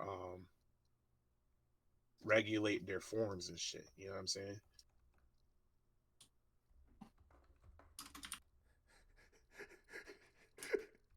All right, word. That makes sense. I'm here for that. All right, bet. All right, so do we have another event or no? Yeah, we got one more. It's 4 events because I like to round out and things at either 3s or 4s. That's just how I design shit. Because it gives you a lot of space to like go off on like tangents and shit, and like just be like fucking fill out that world that y'all just built and just keep going. But like I like doing that after we hit that main framework. You know what I'm saying? We get those 4 events going off, and then we hit play, and they were like, "Yo, what if Dr. Rashim was up in the trenches, dog? In the scrunches, my guy. You mean like? Yeah, he was in the trenches. He was UV. doing the fucking door-to-door and shit. He was like, I heard niggas don't like kaijus and shit, so let me hit you with this vial real quick, and then solve all your problems." And people be like, "Yo, dog, why are you saying just drugs gonna solve my problems? We already got drugs, my nigga. Fuck out of here. Get out of my house." Problems. We got those already, though. You mean? I mean, like that's not so much of a already, bro. problem solver, more of just like a thing that helps me forget the problem was there. And like Rashid would just be sweet talking motherfuckers like, "Baby girl, look at this. Like, let Pimp talk to you right quick." We're pushing man vibes. You mean? Yeah, you know what I mean. So check this out. You Check take this, out, and let me holler at you. Let me holler at you. will have the power to solve all of the problems this city faces. You and anybody else that comes and takes this with me, you follow your boy, and we will go right back up to the upper plates and bring the fight back to them. We gonna hit him with the you mean, you know? Tell me any drug that you took has allowed you to do that. Come on, and then they just then they just let his ass in the house and be like, "All right, then show me what you got. Show me the supply, dog. What you mean? Like, what and Rashim just hit him with the fucking smile with the little bling, and then like, you know what I'm saying? The door-to-door salesman vibes. You mean I ain't mad about it? I ain't mad about it at all. Was a hustler, baby. Big hustler. I just want you to know. Yeah, I'm saying he had the whole Neptunes and shit in the background. Is where I'm about to go, top of the world. Now, I just want to lie you. The Kaiju disease ain't where I've been, but we gonna bring them to their knees. Don't give it to me. I know you good. Give me that that nasty, that kaiju stuff. I'm sorry. That I'm done. kaiju that's stuff. It. That's the last. That's it. There, we're done. I'm sorry, chat. I'm actually not sorry. By the way, you're not forgiven. Fuck y'all. Yeah. So event 4 is Rashim did some Neptune shit. All right, because I'm dead ass writing this down. Fuck y'all. I'm here for it. Yeah. Rashim did some Neptune shit, and brought the fight to the upper plates. Yeah, it's a rebellion brewing. You mean it's people talking, people building up, people getting in places, and it's I put this in chat, but things like, I'm just saying, what if it's in the ABE chat? I'm just gonna say, what if? What if Rashim had an alias? What if? Okay. Like. Okay. Call yourself like. Who is this? Who is this random person, and how do they know our technology? And no one's been able to put that together yet. He goes by Mashadi. It means eyes in Arabic, and that's what he goes by. Free one for you. Free one for your D&D campaign, by the way. If you're looking for a good title for somebody, Mashadi. It means eyes in Arabic. Boom. You're welcome. Anybody who watched Seven Sons is already hit to that one. Shout out to previous Neon Lights content. Word up. Yeah, I fucks with that though. All right, so Heck is like, hey, wait a minute, I know that word. Hey, so I feel like with the little bit of speculation we did, we kind of filled out the event 4 already. Right. If there's a revolution, which is funny because I was Yeah, gonna there's a snatch the what for that revolution event. I going was gonna on. say there's a revolution brewing. I was gonna literally say that. So like anyway. Dr. Rasheen was door to door, fucking sweet talking all the bitches and shit. You know what I mean? Why do you like this? And then it was like, all right, we're gonna highlight him. Fuck your man's. Fuck My you. man's ain't giving You me no can roll with superpower me. Get your drugs. mans. Yeah. Yeah. Like fuck with a real pimp. You mean? You Come get know with what a I'm real saying? one, dog. These lames ain't going. Came in looking like Smooth Rashid talking. from Street Fighter and shit, right?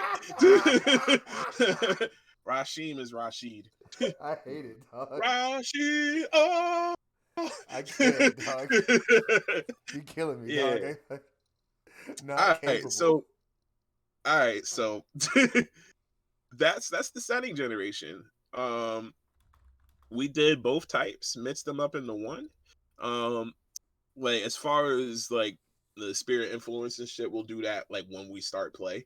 And we can start developing different neighborhoods and things as we go along. But as far as our bare bones, like we have a campaign setting. It's pretty there. fleshed out. You know what I'm saying? And for the rest of the game, it's just exploring that. And as far as how we go throughout our collaborative world building at this point, we move on to character creation. Because through the character creation, we find out who our players are, where they come from, what their goals are in relation to the events that we just came up with, and what motivates them. Because through that, they will be able to introduce other concepts into the game world. So whatever they make, as far as how whatever their powers are, whatever their motivations are for their goals and their questions, it becomes canon immediately. So a lot of the narrative control in TideBreaker happens right from the get-go.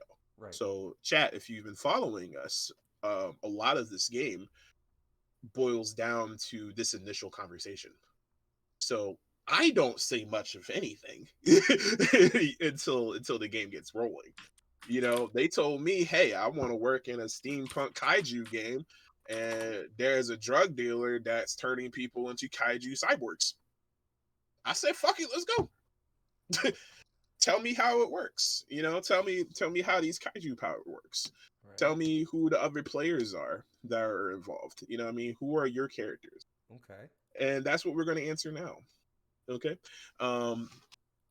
So we'll move on to character creation, and I will show y'all how that works.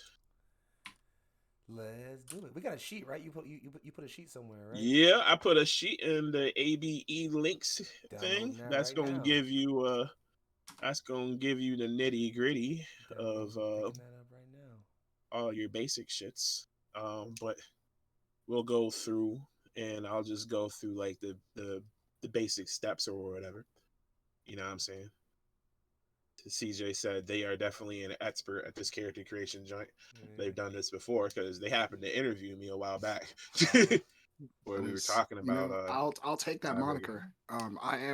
My expertise is in Isaac from Castlevania. That is one thing. There it is, exactly one. Singular thing. Singular. We all got one. That's fair enough. I ain't mad. Yeah. Mine is Street Fighter. I ain't mad at that. Personally. At all. I'm actually silver in Street Fighter. Shout out to being silver. Yeah. I mean, I was actually silver in League for a good bit, so yeah. I'm in the upper 10% of the world or whatever, because like 90% is in bronze or below. Oh. There you go. Yeah. You killing it. Yeah, but like then it's gold, diamond, gold, platinum, diamond, master, grandmaster. So like I got a lot of ranks. You got your working out for you, boss. But we wish you luck on the yeah, so it's like I'm the bottom of the not casual crowd. Right. I am at the baseline of semi-professional. Thank you very much. I'll have you know. Yeah, I'm at the baseline of people that actually play Street Fighter. Solid. I am at that. All right, yeah. So tell me how this creation works. What's this looking like? How does this function? All right, so the first thing we do is we come up with a cool goal for your character and a concept. The concept is the most important thing, because everything stems from that. Like we were mentioning earlier, is that we want to really go through who your characters are, and then we skin that with the mechanics, right? But TideBreaker very much leans on that. So Okay. like, I'm glad you're kind of like, yeah, we'll just talk about like what I want to do, and then you tell me how to build it. So yeah, that's exactly what we gotta do. So we're gonna come up with our concepts in this world of steampunk kaijus. Who do you want to play? I am torn between just being a general engineer or being one of the broken. The difference being I haven't met Dr. Rashim yet. So you got some you've got some growing issues. Problems is what I have here. I'm creating problems, GM. Thank you. I wish it was just acne. No, I'm leaning on a shifter, obviously, if that wasn't obvious by what I was talking about already. So I definitely have a character who's definitely a broken, who has already met Dr. Rashim. I'm kind of trying to figure out what I think, for the sake of, like, because I like parental drama, because it's always fun for me. I think one of my parents turned, like, or maybe both of my parents turned, like, into a kaiju during the breaking, and that, like, chipped my shoulder real fucking hard. I was angry about it for a long fucking time. Like, I wanted to know who made this happen and why it happened. And when this guy's like, hey, listen, I know you're really pissed about this. You want the power to make the people who made this happen suffer to you? And I'm just like, yes, I would like that very much. Thank you. And then I got made into a Titan shifter. Shit, am I basically Eren Yeager? Fuck! Yes. Fuck! I mean, like, if that's what makes you have fun, then be Eren Yeager. I was trying to avoid that! No, you were not. Lean No, into I it. wasn't. I wasn't really trying to avoid that, actually, I guess. So which one of like- which one of the remaining two party members wants to be Mikasa? I mean, don't tempt me. I'll be Mikasa. Jesus. Don't you tempt me or anything. So we have Nair and then we have a Mikasa. I need to figure out who I'm going to be in this, I guess. Armin? I I'm mean, willing to be Armin. Armin. Wait, Armin's you're right there. I mean, like, you're engineer. like you already said engineer. Like, Armin's right there. Like, it's You know kind what? of already happening. We're just at this point, we're just getting swept along by the story too. The story just kind of like, hey, like, now that you're here, Listen, the like, dice. your order's up. we like, said- where we- you like, We said the dice were inside our Put your story. feet The up. dice said do better Attack on Titan. So I guess Put your that's feet what up, we're doing. Relax. Let the story just take you along. You mean, listen, We're just we here got to- Dr. Rashim about the story. That's fucked We're up. here to like- play to find out. You know what I'm saying? Like, Exactly. That's what I'm saying. shout out to the takers. I suppose, like, shout out to, like, this whole system and stuff, especially because here, I'll just go ahead and put this out here. This is, like, my first time experiencing it as a player or whatnot. Right. And so getting through all of the questions and all of this stuff, by the time you get to the part where you just go, like, who do you want to be in this world? Like, but because you built up all this stuff and you were so involved in talking about the what and the why, it's kind of like, oh, I think I can see where I fit in here. It's a little bit on, it's very, like, it feels very clear by the time you get here. I want to be this or this. Right. Yeah. Where in a lot of cases, you end up having to do the reverse of being like, here's what my character is like, and here's what their stats are. Now we have to figure out what kind of world we want to put them in. Right. And going in reverse for this has been really nice. Yeah. it's been dope. Yeah, I think the initial buy-in was really important when I was designing this. I appreciate that feedback. Like, Also for Foxy, okay, Titus. You know, just listen. All right. you gonna let them say that? You know, I'm gonna take it on the chin. I deserve it. It's all right. I'm gonna accept it. I know what I've done. I know what I've done. I accept this. Titus Yeager. That's your character's That's name. it. Actually. That's my arc. That's my arc right there. That's the Titus Yeager fucking introducing Captain SB head ass. I still hate that I hate that I can't let stream chat see our Discord because we're just fucking laughing our asses off over the dumbass memes. Having said that, in response to the meme you just shared, CJ, I have one for you as well. Because I love the image of Eren and his dad from Attack on Titan, so just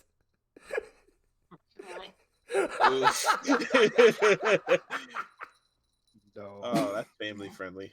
Live captioning for Twitch audience. It's the meme of Aaron seeing his dad in Attack on Titan, and I've captioned them both me, and it's Aaron saying to his dad, "You ain't high enough. Roll up." So that's it's the meme being that it's me saying to myself that I'm not high enough and I should get more high. Any case, that's just meme chat for everybody. Moving on. Okay, so what do we got? What do we actually write in concept? Like we just write like a little blurb, a little. I mean, what my advice is, you did basically your job, right? Mm-hmm. I would add an adjective to it. Okay. So like you're like a high spirited like shifter or something. And like the more like descriptive words that you can attach to it to make the concept clearer, the better you get. So like you could be a shifter, but you could also be like I said, high spirited. You could be a high spirited teenage shifter knight. Right. You know what I mean? So like not only are you like a steampunk kaiju like werewolf motherfucker, but you also have armor and swords and shit. Fuck with that. You know what I'm saying? Fuck with that. But like the clearer you can make the picture by defining that concept into something like very like succinct and digestible, Okay. the better it is. Okay. All right. I got it. All right. Yeah, I got it. I'm building my character. He's making more sense the more I think about him. Right, it's the clearer the picture in your head is, everything else you're just going, okay, that matches what I had in my head. Yeah, because the rest of the game is just basically dice and list. He's a prideful shifter vagrant. Like he's definitely someone who's really down on his luck. Does not live very well at all, but has an intense pride in who he is and like in his people, and like is not afraid to let you fucking know that. Like, all right, so I'm gonna run this question by chat. Chat. Can y'all picture his character in your head? That sound good to y'all? Let me know, chat. Is that connecting? Is that connecting for the chat room? It might take a bit because actually Leona Maple Baron put says it yes. very says good. Yes. They said an adjective person who does verb. Adjective person who does verb. I like that. That's real good. Yeah, makes sense. I should steal that, but I'm already done writing, so I'm not editing the shit no more. I ain't mad at that. We got some yeses in the chat. Apparently, people seem like y'all are. Yeah, they by say the way. fuck with it. So by the way, since we're addressing chat, by the way, shout out to 21 viewers, which is the most we've had in a good deal of time. We're all hanging out and having a great time. Y'all are fucking awesome. I love you guys a lot, actually. Look at y'all out here making these vibes immaculate. Thank you for coming. I really appreciate y'all, yo. I love the support. All right. I thought I was just gonna be here fucking around with y'all three. No, it's legit. Y'all are all here. I mean? It's great. Y'all are fantastic. Like they came out today. You mean y'all are here with it. I love y'all. I love y'all a whole lot. Y'all are great. Yeah, I don't know. That's I think as far as like raw concept goes, my character is definitely a prideful shifter in the midst of revolution. It's sort of like the verb I'm looking for. Is like he is fully swept up in this revolutionary mindset. And I kind of feel like something about that mindset will shatter for him at some point during the story. Like something will happen that'll make him be like, "Oh, the world is not so simple, huh?" I don't know what that'll be. I think I'll leave that up to you, GM, to figure out, which I think will be fun. But yeah, that's kind of what I'm seeing in this. That's what I'm seeing in my head.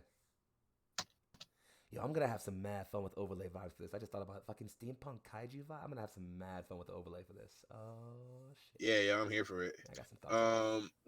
So we're gonna go with all of the concepts first, and then we'll start doing the stats and whatever. Because like it's rolling stats, it's not as entertaining.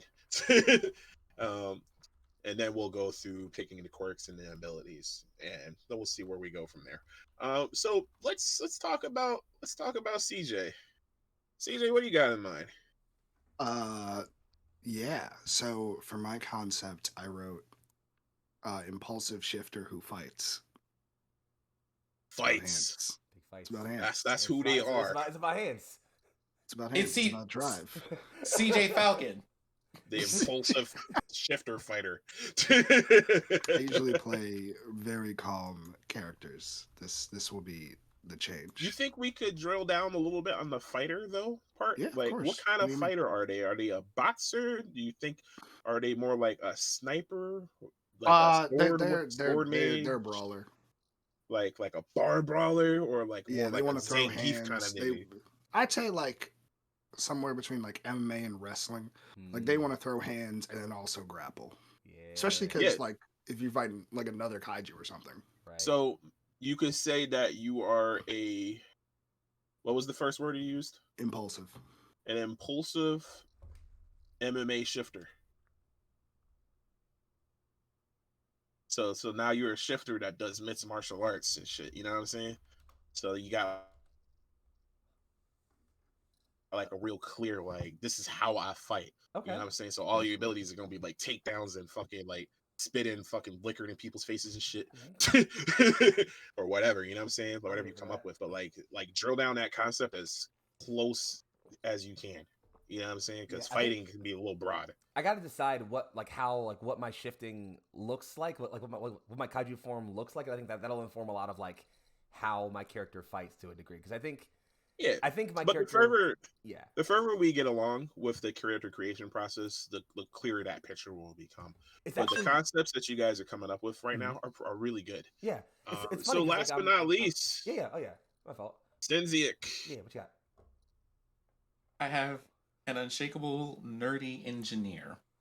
Perfect. I can see that definitely. Unshakable nerdy engineer.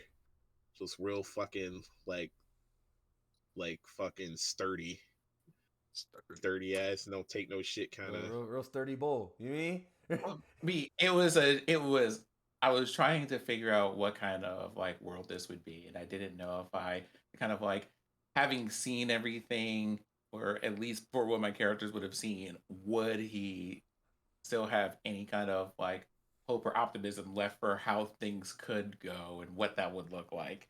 And that's what I came out with. I like it. I like that a lot. So now we'll go down to the rolling stats section. We got oh wait, no, not yet. We gotta do goals. Yeah, so the goals are how we tie in the narrative with the progression for TideBreaker. So most of your progression is going to be focused on if and when you actually accomplish the shit that you set out to do. Right. So starting with Fati, we're going to go with your main goal, a secondary, and a tertiary goal. And for your second and tertiary, we're going to get at least one question that might be blocking you from completing them. But first, we'll start with what they are, and then we'll drill down with the questions. Okay. So your main goal is what gets you up in the morning. Like, this is your raison d'etre, or however you say that shit. You know what I'm saying? Reason for living. Like, once this shit is done, you're basically retired. So like what is it that Titus Yeager, I hate you so much. nigga, you did it to yourself. I hate you so much. I hate you so much, dog. Like, so much visceral hatred of me right now. Like, oh god.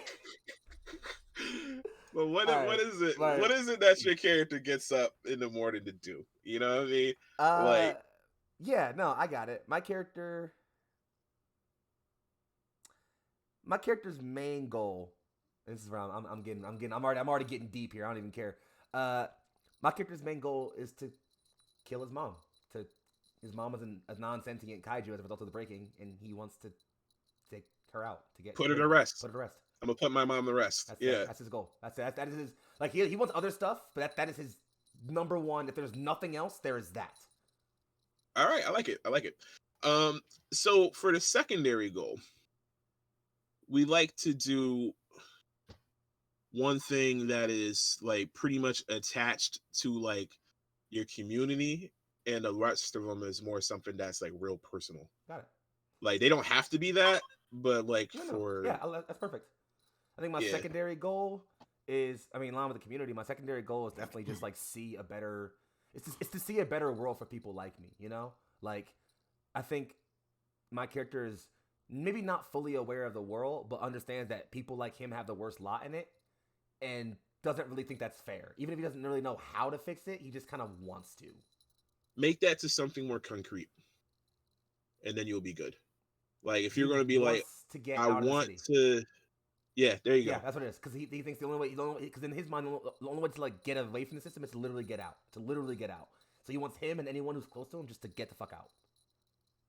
That's the goal. End of the day. All right, that's it.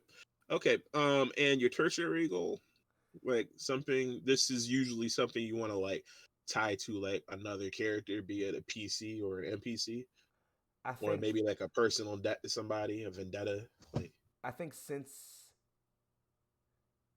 CJ, your character is also a shifter and a fighter, right? Yeah. I was gonna make my character a brawler at first, but now that you've made yours one, I like the idea that my character doesn't really know how to fight. He's not really a fighter. He's never really been a fighter. He's angry, but he's never really been a fighter.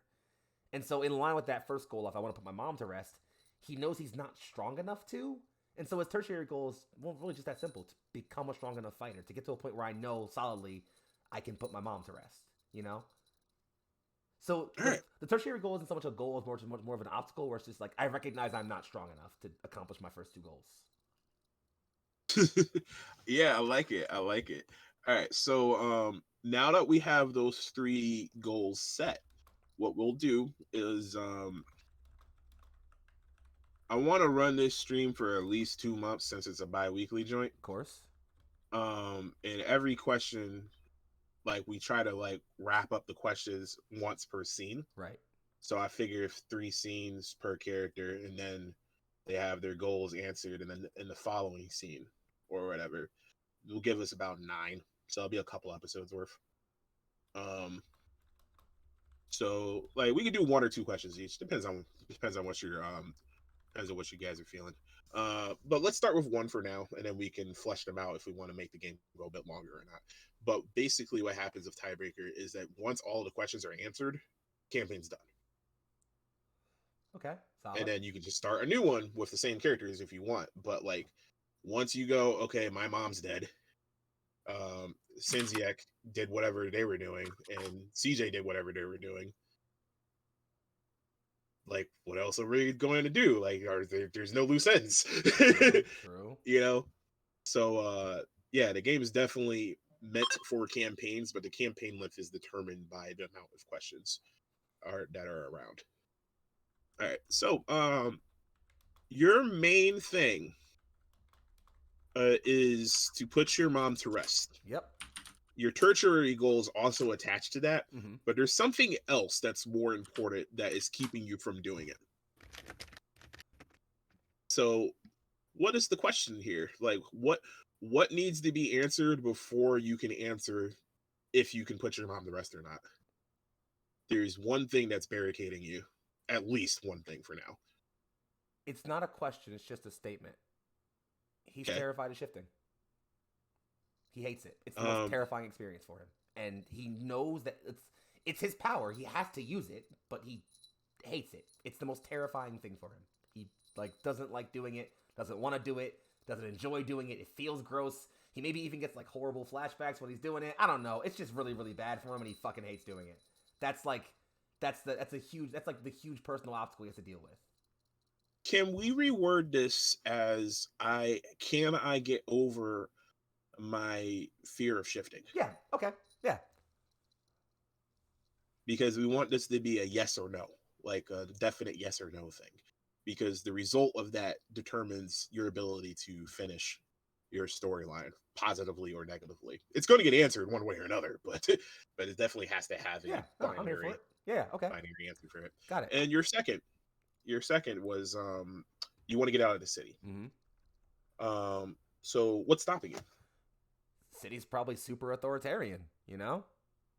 Like a lot of like real dystopic vibes. Like, you know, probably super heavy border guard. Nobody gets in or out without proper clearance or some shit like that, you know? And I'm assuming as a broken, I probably ain't got that.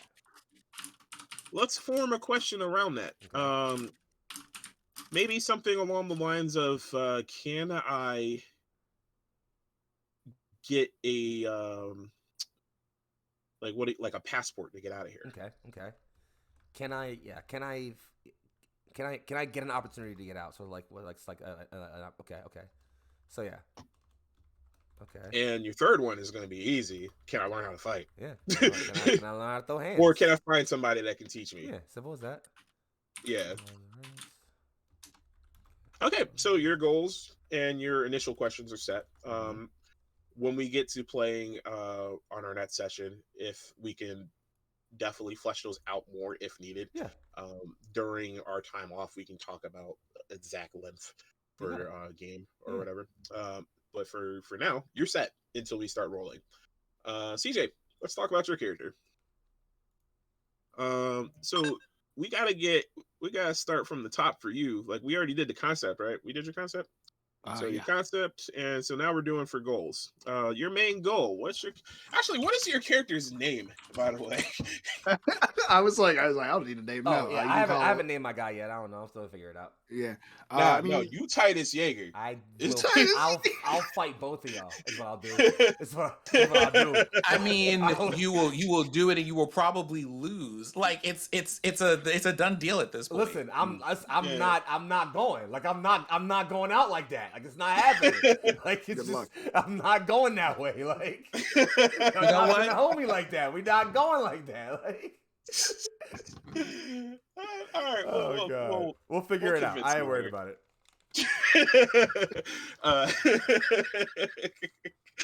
Okay, so also, I'm taking these fucking ears off now. Nah, put them back on. I don't want. No one's redeemed it yet. I don't know why I said that out loud.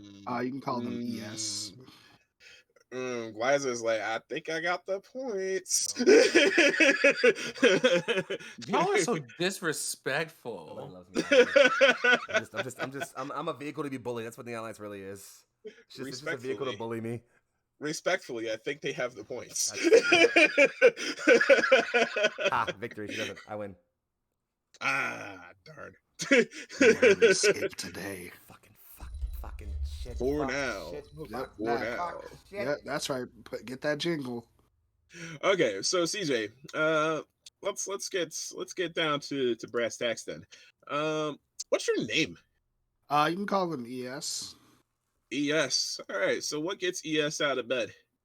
They want one thing, and that is to crush the guiding hand. You are here to crush the guiding hand. You are the enemy of the main organization in this shit. CJ said, "Fuck y'all, I'm the main character. It's my party." Some people want to leave. Some people want to change it from the inside. Now I'm gonna break it. Listen. Yeah, I fuck it. I'm just giving myself character arc. That's all. I mean, you start off wanting to leave. Maybe eventually you're like, all right, fuck it, kill everybody, whatever. You mean? When did I become Aaron? Who knows? yo, I ain't gonna hold you. I don't mind when there's a main character in the party as long as everybody's okay with it. You know what I mean? Like, because ensemble class are a lovely thing, but I feel like every table tends to end up with one person being more or less like the guide for how the story works.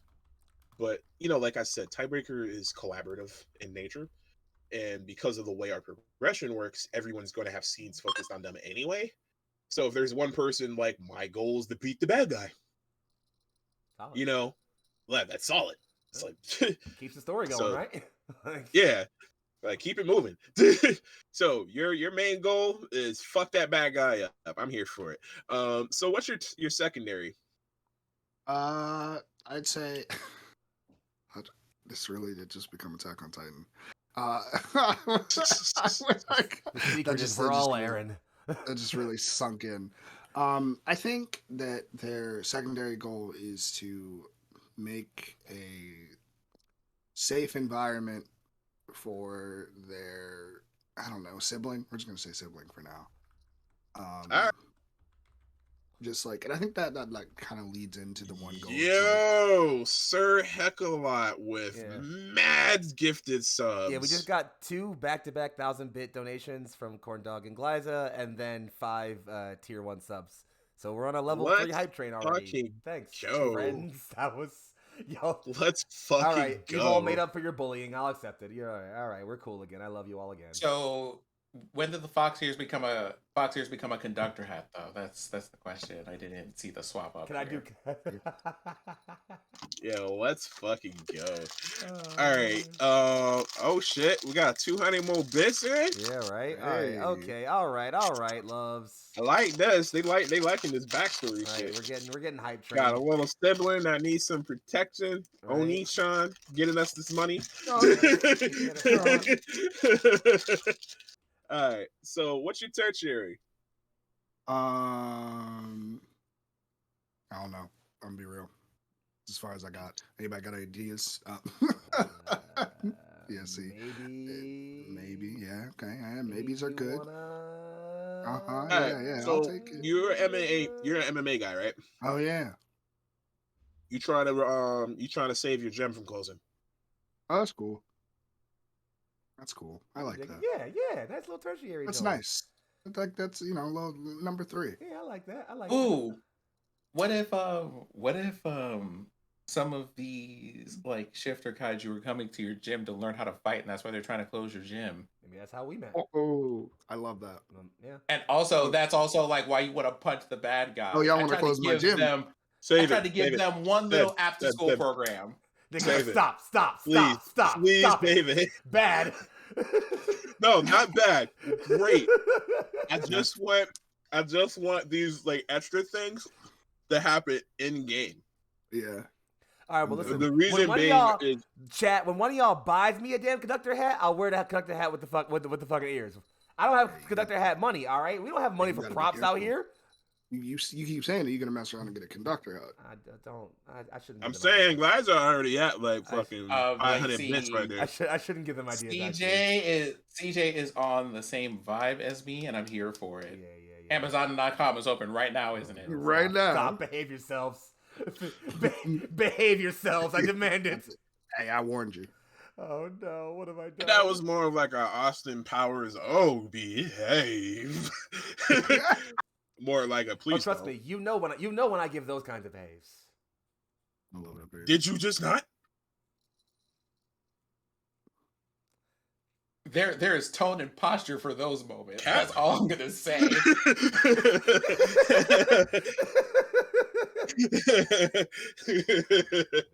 I'm just naturally seductive, it turns out. Respect that. Respectfully. I mean, I don't know if you noticed, but when you're talking about how like you didn't want you were cool with light flirting, but like no serious romance, people were like, "Yeah, I don't know if Foxy could be in a campaign and not be flirty." And I'm like, they're kind of right. I hate. I mean. Don't worry, I'll behave myself. I can behave myself, but. I mean, my turning red. Not yet, you're not. Give me 5 minutes. Oof. Oh my god, that was smooth. That was quick. I tried. Oof. We're here setting records, okay? And I timed it with a level 4 hype train, man. I'm good. I'm good, dog. Whew. Built. 3 months sub. Let's go. Oh my god. Yeah, I need to be on Twitch more often for like this. We getting love out here today. We're getting mad love today. But and we ain't even punched no bad guys yet. Right. We haven't hit a single Nazi yet. Wait till we start hitting Nazis, haven't dog. rolled a die. Haven't touched the mechanic. I mean, we touched the mechanic. The setting generation is a mechanic. But we have briefly crushed. We've honestly just been vibing for the past like 2 hours. If we're gonna be perfectly fucking honest, that's mostly what we've been doing. Is kind of just like we just been here chilling. They just love us today. What? Fuck with this. Fucking with this heavy. Anyway, so back to the show. So CJ. Okay. Yeah. ES. I'm CJ. We got 3 questions for ES. Okay. 3 questions. I might have 3 answers. All right. Well, you're making 3 questions. I'm making 3 questions. You're making the 3 questions. Oh, okay. So your main goal. What is that thing that is blocking you off from your main goal? What is that thing that you have to answer before you can figure out if that main goal is doable? No, I was about to ask should, but it seems pretty obvious. I should.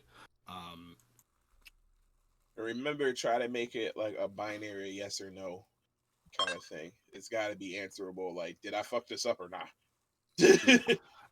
So the questions are for the main goal, or like the questions are the main goal? this question is attached to the main goal. Okay, Think of it okay. as like a door that's got to be opened. Okay. So my main goal is to crush the guiding hand. I guess a question. I mean, most simple question would be like, can I do it? Well, let's go something more along the lines of because they're more of like a esoteric kind of cult, like secretive and Yeah. shit. Yeah. Can I figure out who their leadership is? Yes. Can I? I feel like even like closer is like, can I? Can you expose? Because I was thinking about it. Can you expose? Can I like do it to a degree that matters? Like, can I get this job fully done? Yeah. Can I overcome this system? Is what it sounded like, to a degree. Yeah. You know? Yeah. Like. Yeah, because first the system. Yeah. And then the members. Right, because I think that's the idea. Is like, it's like even if you kill the guiding hand, do more people just take their place? So it's like, can I overcome this system? Like, does first the money, then the power, and then the bitches? I mean, that's if you gotta have your goals in line, I guess. I mean, I'm just quoting Boondocks at this point. I'm aware. Yeah. I'm happy you're happy. Also, the hype train's still going, by the way. I think we hit 5. Hype train is still going. Glyza with Glyza 1, 2, 3, 4, 5 subs. I think Glyza just gave us a paycheck, I'm pretty sure. That's how that works. 5 tier 1 subs. Appreciate Let's it. fucking go. Right. I guess, yeah, all right. I'm done taking up time. Keep doing the thing, boss. All right. So, yeah, so we figure out who's the establishment. Who do I have to punch in the face to get this shit to fully collapse? Is pretty much where you're at for your question. And then we could dig down into that a little bit more later. But for now, I think that's a perfect start. So for your second goal, your secondary goal, what might be blocking you there? How to make a safer place. Well, I mean, I'm out trying to beat up Kaiju. So like, yeah, there's like a legitimate absence of like, I mean, like when you understand, like it's like I'm trying to make this place for place, but also I got stuff to do. So I guess it's one of those constraints of like actually being, can I actually create a safer place? But I'm trying to like specify that. Can I find the resources to create a safer place? Right. Yeah, because like, so you might need to find backing and contractors and like a particular location to build fortifications that are strong enough to resist the attacks of Kaiju. Mm-hmm. Yeah. Oh yeah. You know, so like those would be more of like where that question would line up at. You know what I'm saying? So I think yours would be very much based on like the actual like nuts and bolts of creating a fort. Definitely. Okay. So you figure that out, and then you start doing the rolls for the fort after you get the question done. You know. And your last question is, can I keep the gem open? Basically, right? But I think yours is still another version of that of your previous one. Would be the easy way to go with that. Like, can I find oh god, that thing I needed when I was writing TideBreaker. Not backers. Investors? Investors. Stakeholders. Yeah. Investors, Can I find supporters, investors leaders, for the gem? Devotees. Yeah. Worshippers. I don't know. Whatever you want to call them. Whatever you want to call them. Hey, whoever want to keep the gym open. Exactly. All right. So yeah. So you need investments for the gem. You need investments for a safe house, and then you need information. Like, you know, like you gonna be on some fucking some private eye shit between handing out ass whoopings. Private eye community organization. ES is gonna be a very dope character, yo. Like, chat. This is the one to watch out for. Like, I like where your story's going. All right, Sinziak. I'm a problem. Don't do it.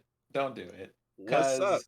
Like, the things that I was just like, the thing I want to do touches on things for Titus up here and also things for ES over here. So, that's some connective glue. I like it. What do you got? What's I'm a up, support Elmer? main. I'm a support main, and I don't apologize. So my Hey, character's hey, name. hey, Mhm, hey! Before you continue, you don't need to mhm. apologize. Despite my appearance and my demeanor, I also main support. There you go. I So also Yeah. so then you will appreciate this, Yeah. and you will appreciate this, but the other two will either love me immediately or hate me for what I'm about to do. Yeah. Right. Sir So Heck a lot. Support main squad. Let's go. We bring the heels. We keep the team up. gang shit. Sorry. okay, hold on. Let me just go ahead and get into this one little bit of discourse, and I I'm need to make sorry. sure to I'm put on the sorry. most serious voice possible. Serious voice There you time. go. I am the arbiter of your very life. Understand this as I am a support main. Very true. That is all. Okay. So Shoes. you Shoes. Y'all need that. know something, Man. we can absolutely make that happen. But Yo, hook me right. up. So first thing, my character's name is Sendo Kima. Sendo Kima. Sendo What Kima the they support main. the way that they are, like what they are known as, however, is Schema. Kima? Their Alright. their first initial and their like last name. So you have questions, or I guess either Yeah. questions or goals. Making your questions for your goals. So what do you want to know about Sendo? Well, what do you want to know about Sendo? That's actually what this is here for. So your main goal. I have my main goal is to Yeah. build a kaiju sanctuary. Alright. You're building a kaiju sanctuary. Cool. What's your secondary? My secondary is to learn to learn how to reverse, like how to understand how the kaiju were made, and Tertiary. if they if they wish for it, to reverse engineer them. Alright, cool. What's the tertiary? To learn how to make devices that let me communicate with kaiju. Alright. Those are like really close together though. Maybe do the third one with the second. Okay, so you want me to put the second one, the third one together? Yeah. Okay. Cause like you could say, can I figure out how to communicate with the kaiju? Because you're doing that in order to get consent for you to experiment on the motherfuckers. You know what I'm saying? Eventually, yep. Yeah, and then I would turn your third one into something personal. Like you got a personal relationship with somebody else. Or with a particular community, like beyond the kaijus themselves. You know what I mean? Like this character being a support, gonna be supporting multiple people. You know, right? You know what I'm saying? Support must be given.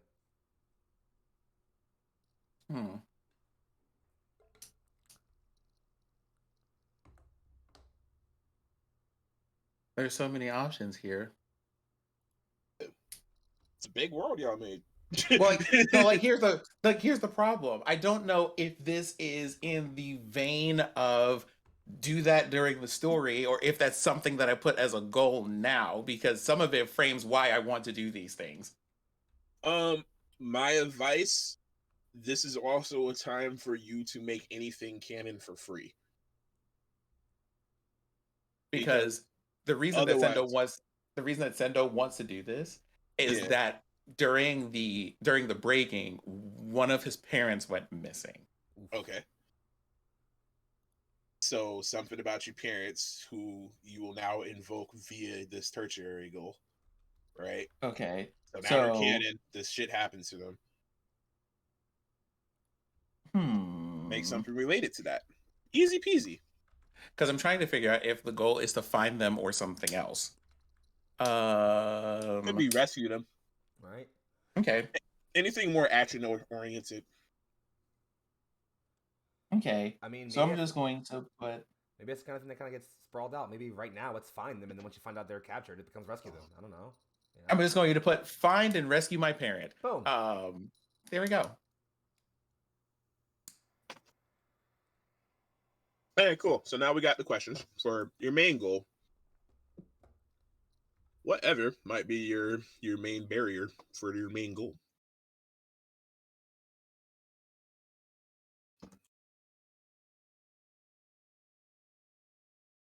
Support Okay. main squad. So, question number 1: is there even a place for me to establish a kaiju sanctuary?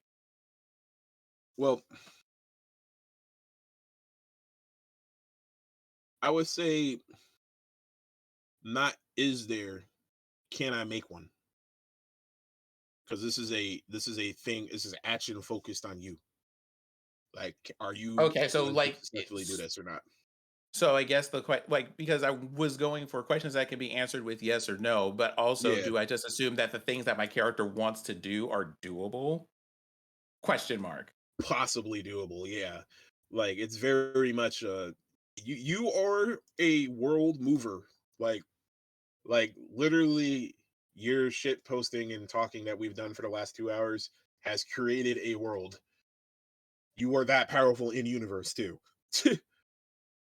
Okay. Okay. So like you're the the train of thought, keep it in that same place. Like it's absolutely I can probably do this. Like it's just a matter if it's going to happen today or tomorrow. But Okay. So in that unless case, so I something might stops me. rephrase that for like basically, can I find the resources to build the sanctuary that I want? Mhm. There you go. Okay. Um. Cause something like that, like once you find them shits, you got them. Like you gonna get them, unless somebody whoops your ass. Um. Can I like? Can my parents be like? Wait, actually, can I find my parents? Right? Like, have they just like how? Like, I guess how? Like, when we say like they're missing, like, can I find them? Or I guess the question would be, how do I find them? I'm not sure which. How would be a little too murky. I would go more like, um, can I find a lead to my parents? Hmm. And more like a in time, because that's a thing that would need more of a qualifier to make it like really more action focused. You know what I'm saying? Hmm. What am Because I? it's because these questions are also setting stakes. You know what I'm saying? Like if you think about it, like a Dragon Ball Z announcer, like will Gohan make it to the Budokai in time to stop Vegeta from doing a Vegeta? Find out next time on TideBreaker Z. From stopping Vegeta from doing a Vegeta. God, a fucking mood. Uh, Good lord. Okay, so I guess the third question is kind of related to, um, I guess, I don't know how to ask the question that I want to ask because it's going to take like a pretty substantial level of engineering know-how to figure out how to do all this stuff. And I don't know if the question here is, can I learn what I need to learn to do these things or not?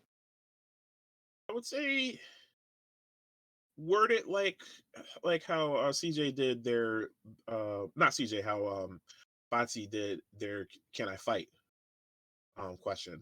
Like you it's not so much your capacity for learning, it's more finding the appropriate information. So you need to find the right books to get the engineering knowledge necessary to do what you need to do.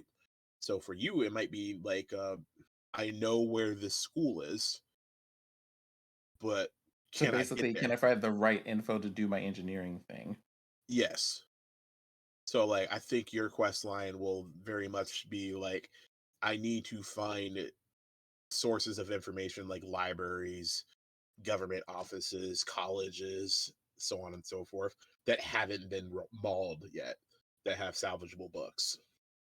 So, what I'm going to say there is, um, for Foxy and CJ, I'm sorry for what this is probably going to throw into this whole thing in terms of stuff being like do we have to do that? Like, they could just live on this island happily for the rest of their lives. I mean, I am perfectly fine with that because it creates party dissonance.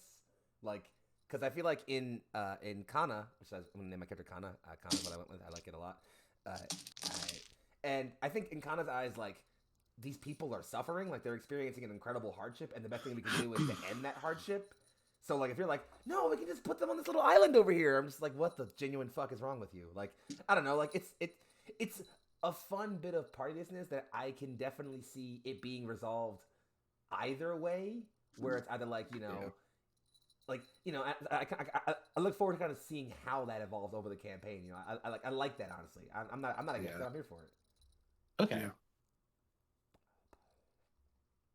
And you know something, we can just do some Office Space and be like, I'm just gonna hack into this computer, maybe transfer some funds into whatever account you use. Go for it. Keeping the gym open or whatever. Because listen, if they're out here fucking up on this magnitude, they clearly don't need it. It's fine. Listen, of course. Yeah, go for it. They don't need money. They're already doing shitty things with it. They don't need money anymore. I'll have Okay. your chance. Right. So, do we have that tertiary question then? Yep, I think that'll be the tertiary question. All right, cool. So from there, that's the hardest part of character creation to me, is just coming up with that conceptual stuff. But the rest of it, it's rolling dice and picking abilities that you want. And I'm here to help you skin all the stuff to make it look as badass as possible. So let's get to that part then. So let's go. Actually, do y'all have dice on you? I sure do. What do I need? D6s? D6s. I got so many D6s, dog. All right, cool. We got our D6s ready. So many of them. 5. I would say 5 to 10. I got 5, 6, 7. I think I actually have exactly 10. Yeah, you need 10 for the rolling method. I haven't done that in a while. Is Usually we do though. 10 total, or like is it just like you're gonna roll 10 things? 10 D6. You need 10 D6. See, 3, so 4, 5, 6, 7. TideBreaker has got 6 stats that work in 3 pairs. The pairs are might and endurance, agility and focus, and wits and intuition. Okay. They are effectively your direct methods, your indirect methods, and your I'm going to do this by the power of my brain method. Okay, so that's where all my points are going. Thank you. Yep. So what we're going to do is you start by rolling all 10 D6s and tallying up a total number of successes. And successes in TideBreaker are a 4+ on a D6.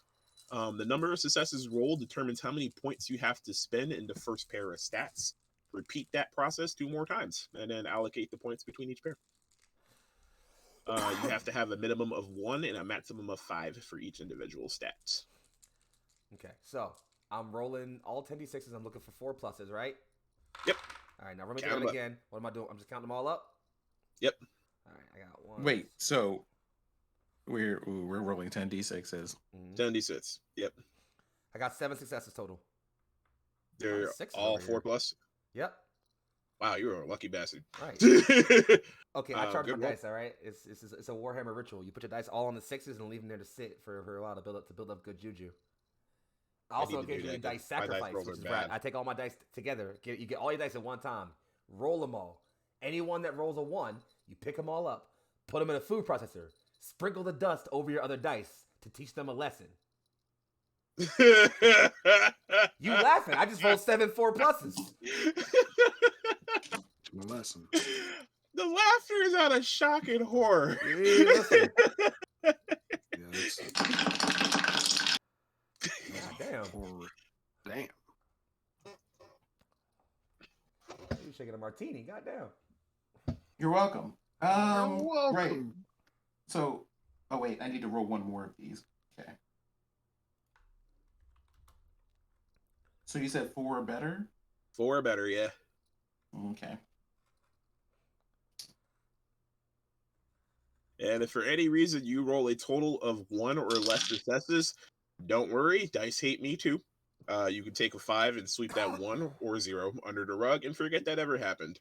That is canon in the book, verbatim. Okay, so here's the question: how many times? Like, we do that for how many of these?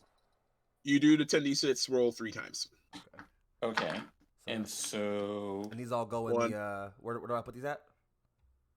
There's 3 pairs each, Right. so that's 7. That's your 7 for might and Might and endurance. Okay.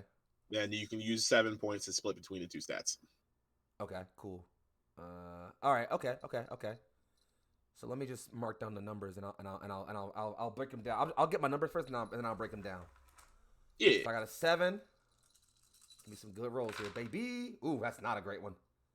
1, 2, 3, 4, 5. Only 5 successes. Nope. Sorry. Yeah, 5. And Not too bad. You can get a 2-3 split. true. Would you hate if I rolled the 3 numbers and then assign my pairs to assign the numbers to my pairs and then broke it down that way? Don't really care. Okay, cool. To be honest. Just because I have a character concept in mind that I think kind of like mirrors / like shifts around the the character concept of CJ's, as like we're both shifters kind of. So if you're going brawl, Yeah. I think I'm going more like speed and dexterity kind of thing. So I'm like, Personally, I'll always rule towards what makes you feel better as a player. like I'm thinking, Unless it's absolute bullshit. Yeah. But my barometer for that is very forgiving. Oh, I got the good roll for speed too. Yes. What's that? okay, so we have might and endurance and agility and focus, and then okay, like yeah. Right, and so you just roll this whole set of things 3 times and then split those numbers between those. Mm-hmm. So here's the thing. Here's the wild thing. I should probably look at what these stats do because I don't know enough about what they do to feel comfortable about making a decision on where these things should go. I'll give you the breakdown real quick. Might is punching people in the face. Okay. Endurance is surviving getting punched in the face. Agility is shooting people in the face. Focus is not getting shot in the face. Wits is tricking people into falling on their face. And intuition is avoiding that. All right. So what's moving fast? Is that also agility? Yes. Okay. Cool. Okay. Okay, so what do you use if you're a person who just like does computer things? Is that wits? It can be anything you want, to be honest. Like you could be, because like you say, hey, I built up a crazy algorithm to figure out all of my stuff for me. That could be a wits roll. But if you said I wanted to brute force my way through the security system, that could be a might roll. Okay. I think I rolled good, but I still barely understand what my numbers mean. Yeah, like when you're doing things outside of punching people, the stats are very open-ended. It's more about how you describe your action. Right. Okay. Okay. I would just like to hear one more explanation of these numbers. All right, so there are 3 pairs. Okay. The top one is the offensive one. The bottom one is the defensive one. So might's direct stuff. Agility is fast stuff. And wits is smart stuff. Oh yeah, I meant like with my dice. What am I rolled them. Oh yeah, it's 10d6 for each pair. Okay, for each pair. Oh yeah. Pair. So like might and endurance are a pair, agility and focus is okay. a pair, wits and okay, cool. Yeah, okay, thank God they're like next to no, each other. that got me for a weird thing too. That Yeah, okay. we're going to reformat that because I'm not good at making tables. Listen, dog, no worries about worries. that shit. All right. So am I just for that? Am I just separating like doing it? my 2 things into 5s, like 5? Like say if you rolled an 8, you could say put 4 of those points into might, another 4 into endurance if you wanted to. Or you could be like, hey, I have 8 points. I'm going to put 5 into might and 3 into endurance or something like that. You know what I mean? Like, because 8's a fucking godlike roll. All right. So I got my stats all figured out. I got 6 might, 1 endurance, 6 agility, 2 focus, 2 wits, 3 intuition. Good lord, you're not a glass cannon, huh? Very glass cannon and very not smart. Yeah, it's just like I go by my heart.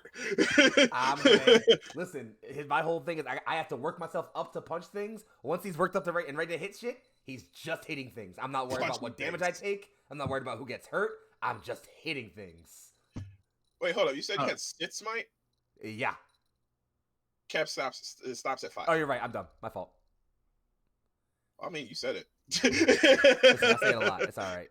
Okay, so the next I actually have 5 might, 2 endurance, 5 agility, 3 focus, 2 wit, 3 intuition. There you go. That's What's- I missed the cap 6. Where's that? What stat do you use for something? Maybe that'll come up later. It's fine. I was gonna say, what do you have to do for acrobatic shit? But Yeah, again, it's more of just how you describe it. Acrobatics Okay. could be like the Hulk fucking jumping stupid high. I would not call the Hulk somebody that's very agile, but like he can jump and it's acrobatic. There it is. Like he would do it with might.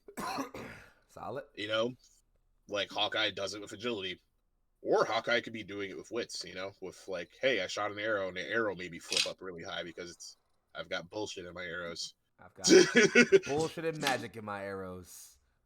Yeah, you know, like, but they all end up being acrobatics at the end of the day. Okay, I got you. I can take that. Yeah. It'll make more sense when we get to the job section.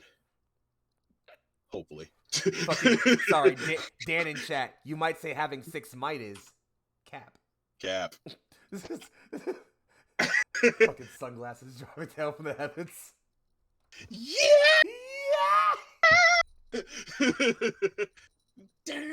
Why are we like this? Why? I just need to know why. Because it's fun. Okay, so what's the next step after we get those 6 stats figured out?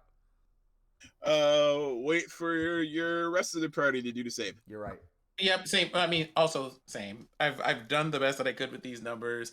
I am deathly terrified of them because, reasons, right? I'm just like, I don't know if these are good numbers. They're not really big numbers. I hope the dice don't hate me. Numbers are bad. That type of thing. All What were your numbers? A 4, a 5, and another 4. Oof. Ooh. Yeah, it's not fantastic. Reroll one of those pairs.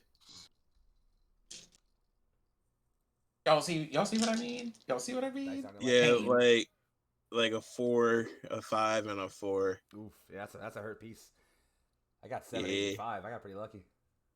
I'll take some pity on you on that one. I got an 8 with 5 6s. I feel like I had a corollary for that. Oh, no, I didn't. Apparently, it's like my fucking doing tactics. my written stance on dice is cruel. CJ over there reading the Art of War with his character sheet. No, but I was reading the TideBreaker thing because I did not understand what was happening. I understand now. Ah, cool. My man was like, all right. So I re-rolled this, and one of those 4s is a 5 now. My God, take a 7, dude. The dice are like, you want to be good at things? Nah. No, just take the 7. Nah, my nigga, you're take good. the 7 and run. Dice really looked at me and said, bitch, you thought. Right. You think you were good at things? Nah. Take a 7. I'm sorry. Like, I'm going to put like 1 point in something and 3 points in something else, and all of the something else are going to be just like me dodging or trying to avert certain doom. Yeah, like I feel bad. Like get a 7. All right, so we're skipping the but I don't want to roll section because we just did the rolling. And the next part. Wait, what? Yeah, there was an option to not roll. I said if y'all want to roll or not. Y'all were like, let's roll. I like rolling. I like dice. I mean, I like rolling my emotional support rocks. That's literally why I built the system, because I know motherfuckers be acting like that. They're like, hey, shiny math clackities. And I'm like, what if I made a system that lets you roll a lot of them? Listen, my first dice. And then I went on Kickstarter, and people were like, I can roll all of my D6s. My first dice system was give him the money. You feel me? Give him the money now. Rolling 10 D6 is the average thing to do for me. Like, all right, I got 10 guys shooting. Cool, 10 D6. Here we go, right here. 10 D6. Yeah, let's get it. That's a default drawing for me. You mean like? So I want y'all to know, I've been using a dice tower to roll these dice, right? So I decided to roll them just straight on the desk, not using a dice tower. I want you to know there are 8 dice on this desk. One of them is a 6. Every other one is 3 and below. So I would not have fared any better. Oof. Ooh, you got luck like I do. It's dice just aren't really a fan of you right now, family. So here's what's gonna happen. I'm just going to have to make sure that my rolls, like the role play is on point, so that you just go. Stunt bonuses. Stunt bonuses are going to be your friend. The way that I am going to have to act my ass off to make sure I get every bonus possible. You got it. I believe in you. Chat. Like, next time we're here, we're gonna come up with a monetization effort so y'all could throw us bits to save Sin's ass so they don't die too quick. All right. Literally call it the save Sin's ass button. That's all it is. Just pretty much. Quite honestly, I don't know how we're going to do this because 3/4 of how I don't die for things is just not being there. Cool. If y'all are going to go do the dangerous thing, I'm gonna not do the dangerous thing. I'm gonna go find a computer terminal real quick. Cool. I'm over here in y'all text me if you like need a. I'm gonna do like a lookout if or they, whatever. If they jump you, let me know. I got you. But otherwise, yo, the ears really should be a bit reward though. I should make people pay money for these. Honestly, they shouldn't just be a free thing. Honestly. Yeah. I mean, you could make it like a really, really high channel point thing and cheaper for bits. Right. That might be what I do. Or hear me out here. Set a limit on how many redemptions you get. That's true. It's also true. Once or twice per stream, I'd say it'd be fair. I gotta think about that. I'll figure that one out. Yeah. Talk about that off stream. We'll figure it anyway, out. We'll monetize it. Don't worry about it. Yeah, monetize it. Let's get some money. All right. So secondary stats. Nothing rolled here. Just basically explanations and some light math.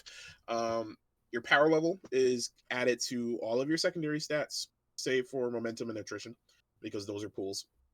And to any attack rolls you make as a special bonus. Beginning characters start off with +2 and can get more as they progress. So just write a 2 under your power. Yep. Okay. Yep. Your critical value is your endurance plus your focus plus your power level. So basically your 2 main defenses plus power level. If an attack rolls higher than this number, it counts as a critical hit, which is just treated as if you're hit twice. I'll explain how damage works later. Cool. But basically, hit that number, you get crit. Recovery value is the opposite in being your 2 main offense stats. So your might plus your agility plus your power level. If your opponent's recovery check beats this number, they score what's called a reversal on you. Because normally the way the health system works in TideBreaker, there are 3 different states before you die. They're up, down, and out. Up means you're basically fighting even. Down means you've got your back to the wall. And out means they put you on your ass. Like you're going to throw sand in their face or do something desperate to get back up. Where down might just mean like you're, okay, pow, got him. Okay. But when you're in those situations, you don't do damage to your opponent. You just create an opening to give yourself space. Right. If you score a reversal, you do damage. So your recovery value is the number that your opponent has to hit to be able to do damage to you when they're recovering. This is fitting my character concept very well, actually. Okay, cool. Yeah, so you're going to be very, very hard to recover against. But people are going to knock you on your ass really hard because you have no defenses. I'm fine with it. I'm going to get hit hard and I'm going to get back up and keep swinging. Yeah. Attrition is the first pool in TideBreaker. When you get hit, all successes rolled against you are added to this pool. And the current attrition rating is added to the difficulty rating of any future attempts to recover. Okay. So you can bounce up all day long, but attrition will eventually keep you on your ass because you're not going to beat the difficulty rating after a while. And momentum is a special pool used to primarily trigger what's called a momentum shift, because in TideBreaker, the defender gets to choose what defense they use, and that determines what the attacker rolls to attack them. But after a while, you know, the attacker is going to be like, I'm onto your bullshit, Flash. I'm going to trip you up. So you're going to take this might check and stop fucking dodging me. Right. And then you stuff him in his little fucking smarmy face, right? That's a momentum shift. Okay. And this is triggered by missing, and you get momentum equal to your wits. Okay. And then you can spend momentum to do the momentum shift. And momentum is also used for pretty much everything else in the game, as far as like really special power stuff goes. Okay. If it's strong, it probably costs momentum to trigger it. Okay. Cool. Yeah, but attrition and momentum both start at 0 because they're both pools. Right. The other things, you did the math, hopefully, while I was explaining that. Yep. And that's it. That's secondary stats. Jobs and specialties. Wait, are advantages also 0? Advantages are also 0. Advantages is just the generic placeholder name for like all the stuff that you're adding up together. Right. Okay. Like the power level is a special advantage. So it's a special type advantage. Okay. And stunt bonuses are another type of advantage. And then spending hope, which I'll explain hope later, it's an advantage. Anything from your abilities, an advantage. Okay, gotcha. All right, so jobs and specialties. This is pretty much what covers every single question you've asked me during the main sit stats roll thing. So your job is effectively your general skill set. Okay, so like Sinziak's character is an engineer, so that's what they do. They're an engineer. And to create your job, you're going to pick a number of tasks related to your job equal to your intuition score. And this can be anything from dressing wounds to smelting to pretty much just regular engineer shit. So for Sen, that would be like doing math, building stuff, etc., etc., etc. Right? And whenever they roll something, they can add whatever stat they're using that they can get by me, and then just roll it normally. Okay. But you also get one specialty. The specialty is the one thing that you're really fucking amazing at. So, like, for Sin, that might be mecha repair or something like that. Whenever Sin rolls mecha repair, they could add their power level to that roll. Anything that you're not trained in a task or a specialty, you botch on. There's one exception to this rule, though. You guys are heroes, okay? You are not starting adventurers. This ain't fucking D&D. I'm not going to make you roll to swim across a 5-foot pond, okay? Like, you're good at that shit already. You're action movie heroes, okay? So anything that would be considered, like, a general fucking task in this world, so, like, running, jumping, climbing, swimming, lifting shit, you know what I mean? And then whatever is setting specific for this setting, if regular people can do that shit without much of a problem, you can do that shit without much of a problem either. So that gets added to whatever your job tasks are, just as like a passive thing. You don't have to worry about botching on that shit. But the only thing that you'll be adding your power level to is your specialty. Is there like a list of these, or do we have to write in sentences for them? Not sentences, just things. Like I said, like for the doctor's dressing wounds, it's smelting, it's doing surgery, it's fucking passing out meds, it's blah blah blah, right? Like however smart that doctor is, they can remember doing a couple of those things really well and botch on the rest of the shit. You know what I'm saying? Which is typically why smart people become doctors, because if you have like one, you're pretty much just learned how to pass meds and you fumble on everything else you do. You know what I mean? Right, fair enough. Okay. So let's go over our jobs. And since I use Sen for the complete example, we'll start with what you think an engineer is. Oh, so for an engineer in the world of steampunk, I imagine that they're the kind of people who can do things like, ooh, actually, let me ask a question. How much technology exists in the world? Enough to make fucking metal steampunk body limiters on people so they don't transform into horrifying eldritch monsters. But are there computers? This is literally how I'm processing things, right? But are there computers? All right, so here's for engineer, I would be things like here's my answer to that before you finish. Every step of character creation is your chance to make something canon. So if you say you're good at computers, that's also telling me that computers exist in the world. Yeah, I love shit like that. Yeah, okay. So again, you tell me. Things that I feel that people would be able to do as an engineer.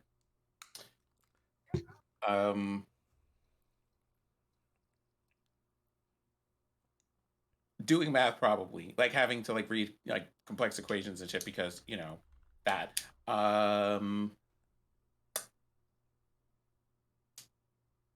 Make it broader. Just say calculations. Just calculations? Yeah. Cool. Calculations it is. Calculations. Chemistry. Yeah. Calculations. Chemistry. You're at 5? Wait, what? You're at 5? Intuition 5? My intuition Yeah. is a 3. Okay, so you got 2 out of 3. Thank you, love. 2 out of 3. Yep. So okay, I get that. Kids chemistry, and you got one other thing. Like you said, you're interested in computers.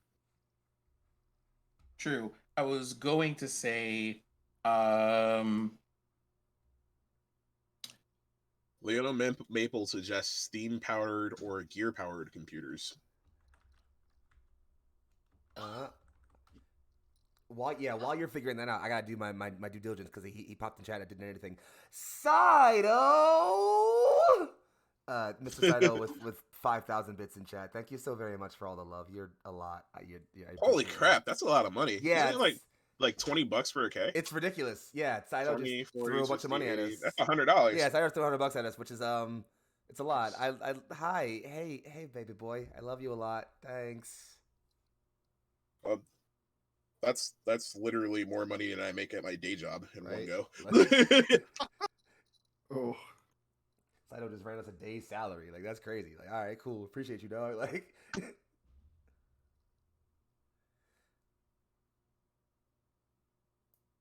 so do I want to do like machine repair or tech development, like code and things? I mean, so I thought you were gonna go with like Kaiju biology or something like that, since you were there's that. And that was the other thing. Yeah, like that was also the other thing too. Kaiju biology should probably be your specialty. Yeah, because that's like the whole thing you want to do with like your whole concept is like. Does that need to be one of those 3 things? I would say it's your specialty. Like, is the specialty one of those 3 things that I get to pick on this list? No. The specialty is the one thing that you add dice to. These are the 3 things that you just get to roll for free. Leona also recommends tinkering possibly as a part of your job. Yeah. Oh heavens, no! Wait, hold on. Would tinkering cover that kind of stuff? Tinkering would probably cover the things that aren't people's organs. Okay. I mean, that depends on how you would have to word that shit very specifically to get tinkering as medicine. Parts? What if people got like a steampunk arm or something, and you gotta tinker with that? With that explanation, yeah, you can get that roll by me. But on a everyday basis, no, tinkering is not going to let you fucking fiddle around with people's liver and shit. Baron's got it. What if you're an organ tinkerer? What about that? An organ tinker. What about that? There it is, right there. It's a medical organ tinkerer. That's just somebody with an MD. I'm pretty sure. Regular ass tinkering is not specific enough for that, and it implies something entirely different. That's funny as shit. Okay, so I guess it's going to play with the concept of things, but hear me out here. What if instead of chemistry, which was one of those 3 things, I took something a little bit more like related to like bioengineering? Take it. Bioengineering covers a lot of shit, including chemistry. So yeah, bioengineering. So we got bioengineering, calculations, and tinkering ? Yeah, if you hate it, switch it out later. It's not that okay. No, like it's fine. It's just like one of those. I think this is one of those good at doing things that don't require specialized knowledge to do when it comes to like machine parts and stuff. Yeah, probably. And then I guess for specialties we have kaiju biology because areas of interest and hyperfocus. literally your concept. Yeah. Like, I hope you're good at that. It's right there. You'd want to be pretty good at that. Listen, just because I'm interested in something doesn't mean I'm good. Motherfucker But said, you know, "All right, so I'm I'm gonna taking you play this- right. I'm playing this It's wizard in your D&D. What's but your like- intelligence? but like- 3? But it's your entire life It's goal. like your thing, dog. And again, you're not a D&D character. You Right. start off good at your stuff. That's the whole point. That is literally the whole point of the system. If you came here to suck, you're playing the wrong game. Like, no, yeah, like understandably, like Kana is bad at fighting. It does not mean Kana is not extremely destructive. It's kind of part of the concept I figured out. It's like, yeah, my character doesn't have an organized fighting style at all. So, also, mind you, chat, when they say Kana is bad at fighting, this is compared to other TideBreaker characters. As far as the average person, Kana will snuff you. Oh yeah, he's definitely. I mean, he's got some martial arts. He Be definitely got like- a little bit of the basics. You mean? Kana will No. snuff you out like a candle. I am a bad fighter in comparison to other fighters at the Olympics. Right. Yes. I'm a bad Yeah. fighter compared to the world champion. You didn't get the bronze medal. Like, Damn. You were the guy that the bronze medalist beat, which means you beat everybody else Right, because like, you're the fucking tiebreaker. You're fourth place, dog. Like there's still a lot of people below you, my guy. Like, Yeah, like you're a named character, you're good at stuff. you're Even like, in stuff that you're not particularly good at. I'm not your That's the peasant, whole dog. vibe of I'm a this plot system. important Yeah, NPC, like, my guy. Like you mean? yeah, like you're This good isn't at your stuff. fucking farmer stat line, my guy. We out here for Yeah. real. Like for those that aren't familiar with the system, 1 is an average person in this game. Oh. All right. Like having a 2 already means you're above average. Fair enough. You know what I'm saying? So like just to get the tone set, bare minimum, you have a 1 in this game, you're probably rolling 4 or 5 dice. Damn. You know, because you are good at this shit. And every mechanic I wrote for this game is supposed to bring that point home. Solid. Y'all, I am a whisper above average, except when it comes to nerdy engineering shit. And I just want you to know that is exactly what these stats say. That's what you wanted. Yeah. That's what the game plan was, right? It all worked out. The dice knew. Like, Yeah, the dice knew. The They took dice care of knew. you. What the dice doing? I'm sorry. I'll be What better. that dice do? Lady Luck said, I got you. This was your concept. Like gonna hold everything you to out it. here was like a 2 except for wit. 4. Like it's just there we are. Yep. Yep, there you are. Yep. All right, so Sen, you're done with this section. We'll move up to CJ. Nice. Finally understood what I was doing. Took me a while. You're making it happen. Baron Von Scrub, if you're a 0 in strength, you are not a tiebreaker character. You were. You can't sit with us. Like, Yeah, you're not a named character at this point. We have a rule section for that. They're called stooges. oof. Oh my god. He called you a stooge, dog. How you gonna just take that fight back, dog? Hold it. So Come is on. it Larry, Mo, Curly, or the lesser known Shep? That's what I want to know. Ouch. I mean, whatever the result is, if he misses his attack, he dies. Damn. That's how the stooge mechanics works. There you So, go. for them. like, please hit You- me. you want to just fucking die, dog? Like, So Yeah. you're literally Dan from Street Fighter? No, Dan's God tier now. Wait, really? For real? Dan is a Dan- Dan is Dan a whole fiction, though. Hibiki. That's right. Yes, Dan Hibiki, Pink The D. original Habroni. Listen. Yeah, God tier. Well, this is devolving now, by the way. Yeah, anyway, yeah, we got characters to build. So, Oh, God. CJ, as it Oh. were, what is ES? What's up with ES? What's their job? Their job? Oh, Putting dang. hands Now on the niggas. mic's What on the me. fuck you talking about, Yeah, bro? for real, putting hands. I think, like, yeah, how do I, like their whole trainer? Like Yeah. their whole trainer. True. yeah, how do I jobify that? So call it a trainer. Yeah. Yeah, You're a martial arts Train instructor, right? people. You I'm were an instructor. You're an instructor, so you got. And that fleshes your character out too. So like you said, you work at an MMA gym, and you're trying to help build resources for a a shelter. What's your intuition? 4. 4. Okay, so yeah, you're actually good at a lot of stuff. You're technically smarter than the fucking scientist. Okay. Well, I mean, I had a 7, and I had to put the 3 somewhere and the 4 somewhere. Yeah. You So I gone, mean, you could have gone 5 too. You really could have. Yeah. I rolled decent on the beginning and the end. My Yeah. agility So you have 4 things. I would say put 2 of them towards the building shit, and the other 2 towards the martial arts instruction stuff. I mean, it sounds like martial arts and instruction would be that one, right? Like literally. Yeah. Martial arts, instruction, probably construction, and I don't know, logistics. I don't know. Like, I'm just spitballing. Like, yeah. I'm trying to think of the 4th one to help me stop stuff from getting shut down.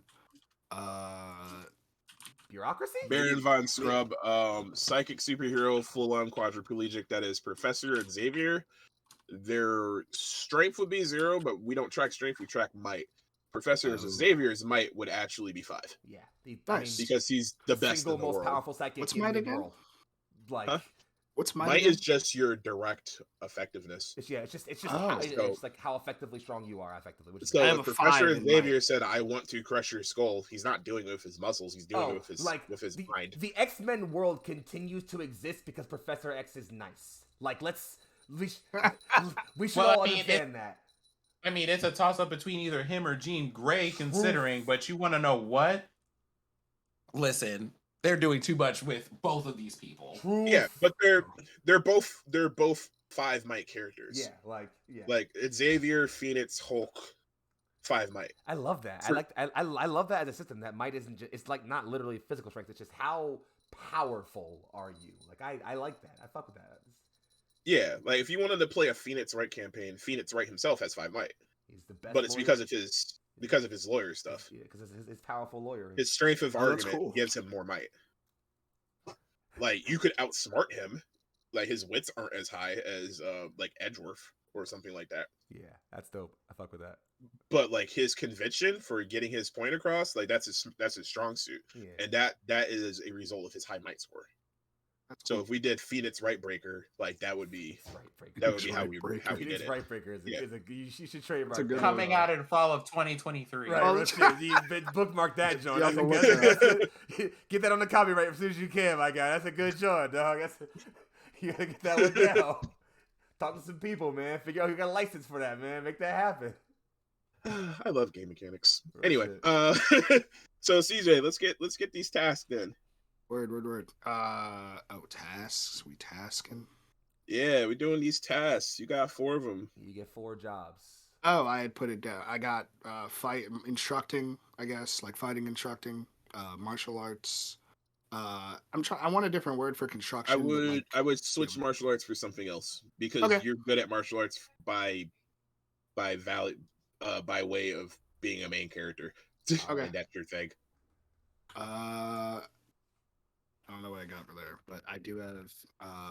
Do you do like kinesiology? Oh, that's cool. Yeah, that makes sense. Big brain works. Yeah, I was gonna say something like healthcare, like health supplements, some shit like that. Yeah, but man, out here doing sea moss. That's crazy, dog. Like dietary shit. I don't know. Kinesiology. Have you tried Neutralife? Like this is. I need y'all to know that the stats for my character and the stats for me as a person are apparently very different. Yo, Leona Maple, instruction, construction, destruction. There it is. That's dope. Construction. Oh, the funny thing is, you mentioned destruction, but I have a thought on that for not my job and my specialty, but I'll come back to that later. Yeah. Destruction does kind of go hard. I like that. That's pretty good, John. Yeah, you know how to break shit down. Quite literally. Break shit down. I'm gonna put. Yeah. You gotta break down a brick. You mean you gotta? Might put break that. down a brick. We drug dealers. A construction brick, Twitch, for the sake of in Minecraft. A Minecraft brick. We slanging. Kaiju is that new drug. You mean? We work. It's a different kind of monster in the hood. You know what I'm saying?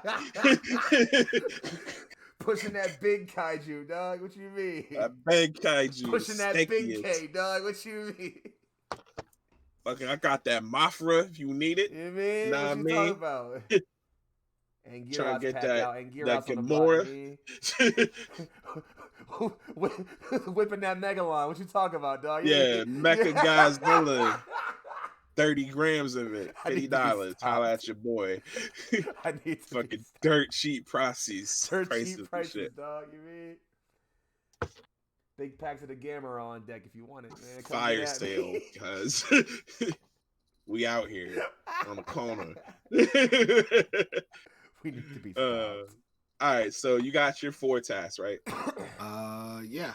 Instruction, kinesiology, destruction, and I got negotiation because to help for my subplot. Solid. I fuck with it. All right, so now you have your specialty. So of all of the things in the world, what is the best thing that you do? Like what is nobody fucking with ES on?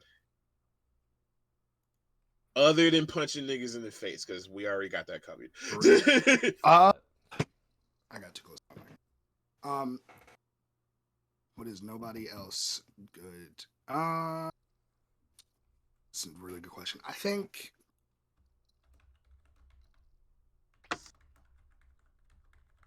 It'd be like motivational speeches or some shit. Yeah, that Since sounds- You seem to that's- be like very. My man said community he Optimus Prime. I ain't focused. mad about it. Optimus Prime. My man said he Captain America. I ain't mad about it. Yeah, I think motivation could be cool. Yo, can we talk about the amount of bars Optimus Prime drops on a regular basis? Just like just clean on a Thursday, like for no reason. I'm here for it. Yeah, but like Optimus, All how's right. the weather? Weather is a So, construct by which upon we that's build the belief CJ. in freedom. He's like, damn, Optimus. That's CJ. Like- Now we got Foxy. all right, so I got Foxy, some what's thoughts. that end score, baby? I've been building. My end score is 3, so I got 3 specialties for you. 3, We got some right? talented motherfuckers in this Right, group. we kind of smart, you mean? We kind of clever. So There's so- no one-trick ponies in this joint. I did some backstory thinking while I was memeing. So here's where I'm at with this. So shortly Alright. after the event, after getting his after meeting with Dr. Rushie and getting his transformation, kind of fell in with some rebels, some insurrectionists. Didn't really like fighting a lot. So his job is insurrectionist, but his 3 sort of tasks are stealing, sneaking, and cooking. He's It's a bit. he's a small dude. He can get around well. Not really. He blends into a crowd pretty well. He's kind of meek, but he cooks a really, really good meal. But eventually, the insurrectionists found out he could shift, and his shifting form has this kind of bestial ferocity to it he can't control, which he hates a lot. But of course, as insurrectionists and rebels, they were like, yeah, you should just do that a whole lot. And so his specialty is, as I wrote here, Rageborn Destruction. So when Kana gets worked up and shifts, everything around him is a target. He just, buildings, people, other kaiju, will just rip whatever's around him to shreds. The trouble is that he doesn't like doing that at all, you know. So, like, you're gonna be like somewhere along the game, though. I'm gonna roll Rageborn Destruction for this. Exactly. Just like it's. I'm literally Like, myself, are you sure though? Because Yes. I like the concept, but I feel like that could be covered by ability. No. I want it as a specialty because I feel like it's. I wanted to because I feel like specialty Like, kind of you're thing where like, it applies to things like you roll, right? Like it applies. Really good at just like kicking down doors and shit. Yeah, like it's the kind of thing where like it represents a kind of like a side of Kana that's like hidden in him, where like the anger isn't a part of his kaiju form. He just kind of is angry a lot. Just doesn't really show it very well at all. So every now and then, if like a door is not budging, yeah, he might just really fucking angrily kick a door in. Like, Well, we can work with it. see? So work with yeah, I'll play around with it. I usually advise against like more like breaking things, punching things for skills and shit. The but only other thought, yeah. if you want to, other than that, I could swap out one of my tasks and just make cooking my specialty because I don't mind kind of being like a really, really good cook. I'm fine with that as like a thing. I would go for that because Okay. there's a lot of abilities Bet. that you can build that are just like that's out of my way now. All right. In that case, his third specialty isn't cooking; it's watching. Like he's really good at like observing people, keeping an eye on people, like not being seen. Or task. You know. Specialties. Yeah, against task. a My fault. one-off. Yeah, task. And then his Yeah. specialty is cooking. He's a real good cook. All right, cool. All right, so from there we got quirks and then we got abilities. Quirks, you're pretty much just gonna pick 3 from the list, and then you get a standout ability. a standout feature, which is the one thing that you are the only person in the world can do, meaning that I cannot even pick this particular thing for any NPC I create. Oh wow, that's fun. Yeah, like standout feature is unique to you. But quirks are more or less what defines who you are as a person and anyone that's similar to you. So if there were more engineers for Sinziek, because I keep picking on them for some reason. That's fine. I volunteer as tribute. Yeah, thank you. I appreciate that. So if I wanted to make more engineers, basically what I would do is I would just take Sinziek's character sheet and then use their quirks to as a basis. And if I wanted to be like, I want to make a hot-blooded engineer, then I just take whatever's one of Sinziek's things and switch it for hot-blooded. Okay. So yeah, and that is basically just a matter of you go through there, you pick 3 of them. My advice here is that the names pretty much sum up what they do. So don't spend too much time actually reading the effects. But if you have questions, read it through, then ask me. But like if you pick like right off the top of the list, the first quirk is adorable, right? Like adorable's gonna do more or less what you think it might do. The effect for chat is your allies gain momentum equal to your wits whenever you're taken down. Because they go, "Oh my god, you hurt the puppy," and then everybody gets mad. Not the cute one. Yeah. And in diplomatic situations, you're always treated as a friend until proven otherwise, because you're fucking adorable. So yeah, just go through, pick 3 quirks, and then pick 1 standout feature. I'll give you guys a couple of minutes to do that. I'm gonna take a pee break and come right back. Cool. Wait, actually, do we want to let's do that even smarter? Let's just cut to a break. Let us, go get some bathroom breaks and shit, and then we'll slide back in and finish that off. All right? Honestly, yeah, that's a good idea. Let's do that. Give me 30 seconds. Chat, we'll be right back. Y'all don't go nowhere. Okay, we love you. Bye. And we back. What's up with y'all? How y'all feeling? Nick, I hope it's good. Yeah, I think it's going great. Personally, I'm having a great time. I'm loving what we're figuring out here. I'm liking this little world we're building. I'm excited here. Yeah, like I hope chat's being entertained by this. I hope so. Chat, you having a good time? Let us know if you're not. It's like, ew, I'm gonna go get my refund now. Nah, everyone's having a good time. We're all having a great time. Everyone's having a good time. I'm glad chat's having a good delightful time. Honestly, this is awesome. Delightful time. So yeah, we figured out our quirks and our standouts, right? For the most part. Yeah, so let's introduce your character, Fotzi. Yeah. So go through your choices. Maybe give us a little bit about why you picked them and how they affect your character. Yeah. So for quirks, I picked because I was thinking in the range of, since quirks can both define my character and other characters like him, as in possibly other shifters. I thought about, so what are some things that shifters have by default, which is what my first 2 ended up being. I picked special armor and regenerate. To represent, 1, shifters have some sort of innate healing factor. They can take a lot of wounds and heal from them pretty fast, even when out of their shifter form. Very AOT vibes. And the second one, special armor, even just made more sense. It's the idea of just like you can manifest some armor that gives you better defense when you are acting with it.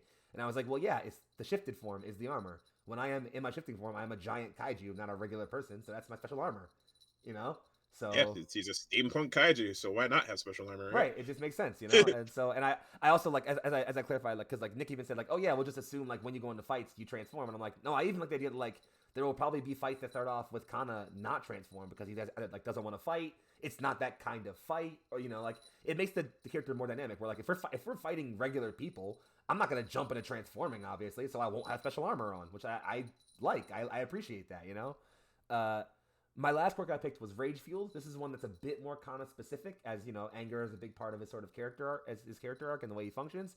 But I do think there are other shifters that can function as like powered by their rage to a degree, so I went with that. However, my standout feature I went with was Blinding Footwork. I like the idea that again, if CJ's character is the sort of brawler shifter, then Kana is just all about like that's like. For a giant kaiju, Kana is ridiculously fast, even in his kaiju form. Like, he moves, Like, I'm imagining like a much more sort of bestial, right? Like sort of like like kind of glint to him. There's some claws, some slashing. So I'm kind of imagining like that's sort of how he gets by is a healing factor and being very fast. Things hit him You're like and hit him hard. like the Boreal Knights in Dark Souls. Exactly, like things hit him and hit him hard, but he heals really hard, and and he is very fast and hard to hit. That's sort of They have no business being that fast or being that big. Come on, Sonic. Listen, a lot of my characters follow the Sonic trope of being very fast and hard to hit, but not taking hits very well. I know my tropes, okay?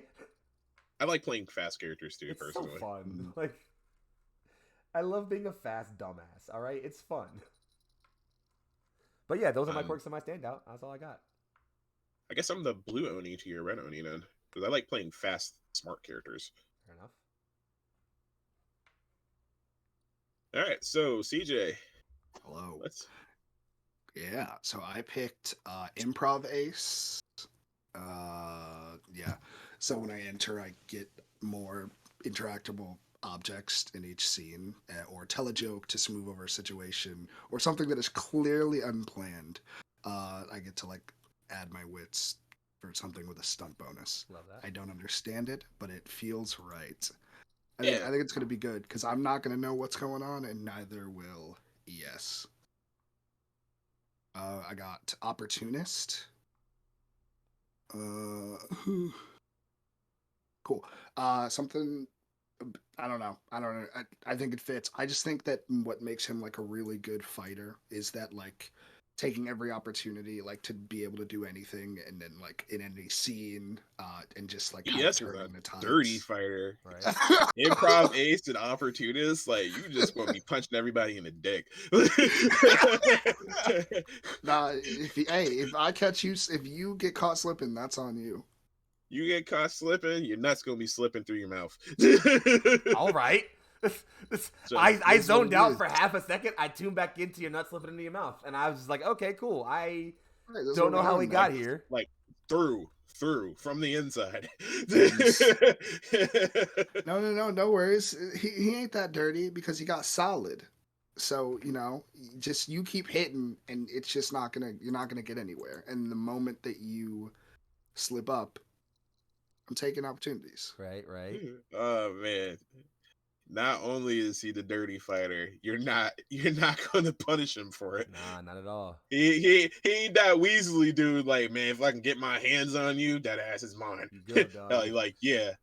All I wanted you to do was put your hands on me. I've been waiting so long to put hands on you, Nick. You don't even know, dog. Like, I've been waiting on you to swing for the past 5 minutes, bro. Like, you think I was throwing mud at you from across this field for you to run away from me? I wanted you to come in close. Ooh, trying to make you upset. CJ, Saito gifted you the 6 month tier, 6 month sub, by the way. Just Oh, heck yeah! Still spreading the love and appreciate you, by the way. Let's go. Wondrous. Yo. We favorite 50 subs again. Oh shit, y'all! It's been happening. Oh shit! The subs are getting tossed all over the place. Honestly, y'all ain't get me a sub. The fuck? Yeah. They playing my game.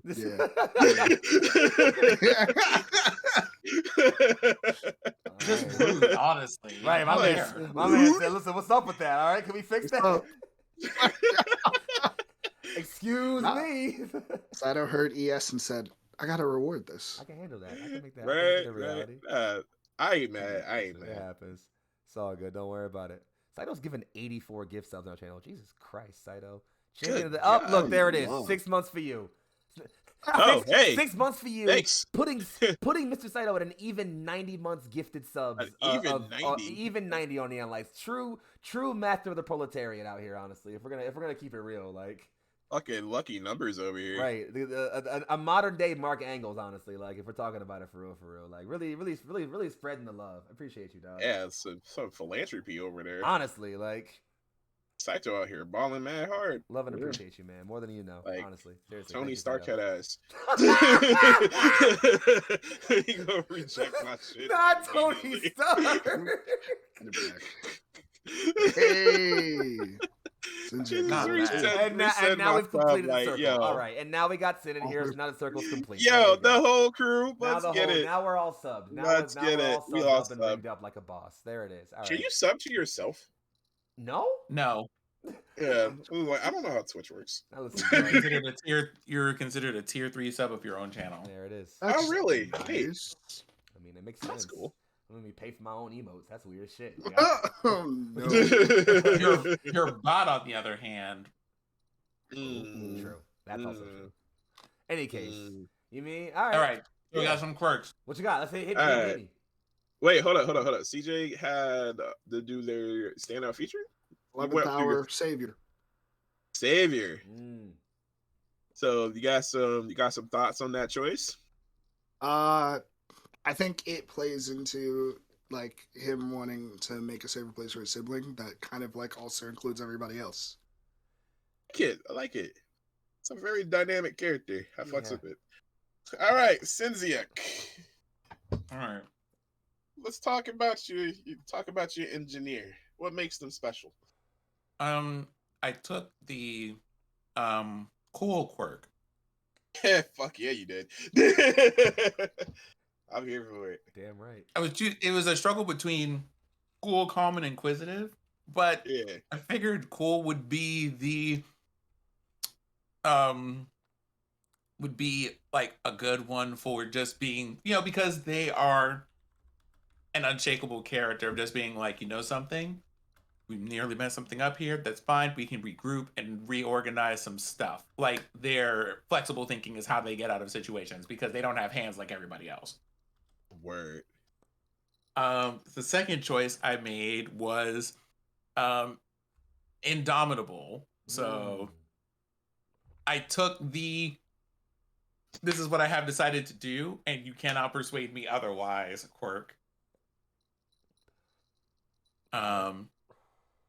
And then the last one that I took was the keen eye quirk. Word. I dig it. Yo, So funny. being able to like find secrets, understand situations, look at things and being like, okay, this is what's happening. Like the analysis is core to the character. Get your lore, please, GM. Thank you. Yo, it's just like, go ahead and run me the PDF this week. Pass me the lore Yeah, document, GM. Like, I'm not even skip the library trip. Just pass me the lore, GM. I ain't even got. You see this dice roll right here? Run me the lore, dog. You don't even play my games with me. So I need you to roll my passive perception is a 25. Just tell me what's on the screen. Oh, of course. You mean just add me as a DM in the roll 20 DM. That there's not even a point in doing any bullshit at this point. Slightly off subject because Sin mentioned the cool and calm joints. There's actually a semi-secret combination that involves taking collected as the standout if you have cool and calm. Yeah. And it's a shout out to my siblings. I fuck with that. Yeah, my sister's the cool one, my brother's the calm one, and I'm collected. But if you have all three of them, you also get a specialty in basketball. Because our initials are NBA. Oh, nice. That's cute as fuck. I love that, dog. That's cute. That's like a video game Easter egg in your TTRPG. I fuck with that, dog. Nah, so big props for that, dog. I fuck with that. Yeah, you'll see the specialty bonus if you get all three of them. Yeah, I fuck with that. That's dope as fuck. I like that. I like that a lot. So you mean I was like one choice away from just being like literally one. And I will I'm a bioengineer and I ball. What's up? Like, dog, exactly. You walked up to the secret door where the Easter egg was, and then we're like, nah, I'm cool. Nah, I'm good. You're like, nah, I can come back to this another time, I guess. Honestly, I really don't care about basketball too much, so. It's not even really important to me. Okay, but I do like this cast so far. This is gonna be a very interesting bunch. Yeah, I'm loving this story we built. Like, I cannot escape the idea that it, like, for like our party meeting dynamic, at some point after leaving his insurrectionist group, Kana came to ES's dojo. Just like, hey, I would like to learn how to fight and also maybe not tear things apart when I transform. It'd be cool to teach me that, you know? Like, it's every part of the character you built just screams that at me, you know, like Yeah, and with Sinziak having the cool and calm, like you could learn a little bit from them too, right, as like far as how they handle yourself, like it's having more composure. it's also Right. someone obsessed with like interested in kaiju biology hanging around two shifters, like. Yeah, like It there's makes a perfect lot sense. of Like you're like, I need to know what the fuck you two are and how this shit works. So Don't have me out here being like Bones from Star Trek, just randomly injecting y'all with things. I mean, we Yeah. said you were Armin. You're now both Armin and Hanji at the same time. Oh So my God. I'm there's sorry a lot to of do built-in that to relationship you, dynamics, but like just You know from your something? Considering your earlier quirk explanation is choices. fine. just saying. But All right, yeah, we got. the last step that we have for character creation is going to be building your abilities, and This is these gonna be are fun. how you interact with the world, violently or otherwise. Actually, both. Every function that you get in this game does a violent thing and a non-violent thing. But we'll find that out in a second. For fun for everyone, my standout ability that I chose was Infinite Perspective. Basically, Ooh. let me chill out and let me go ahead and chill out in the cut for a second and see what the heck is going on here before I get involved. Is literally my character. Listen, nigga said Frito in the cut. That's a scary sight. Like, Mm. it's a scary sight, man. I'm here for Me it. in the corner though. All right. Can I talk about the fact, just if we're gonna have a quick aside here, I love that I we have an all black cast here in the life. I love that I can say Frito in the cut is a scary sight and everyone just gets that. I don't have to stop and explain that reference to anybody here. And if anyone in chat is like, well, who's Frito and why is he hanging Who's out over Frito? there? Sorry, you're just too white. Like, Yeah. that's just not Yeah. my problem, dog. Like, it's not what we got going on over here. Like, this table's going up, dog. I'm ready for this shit. Like, Mm. all right, break it down, Nick. How do abilities work? All right, so I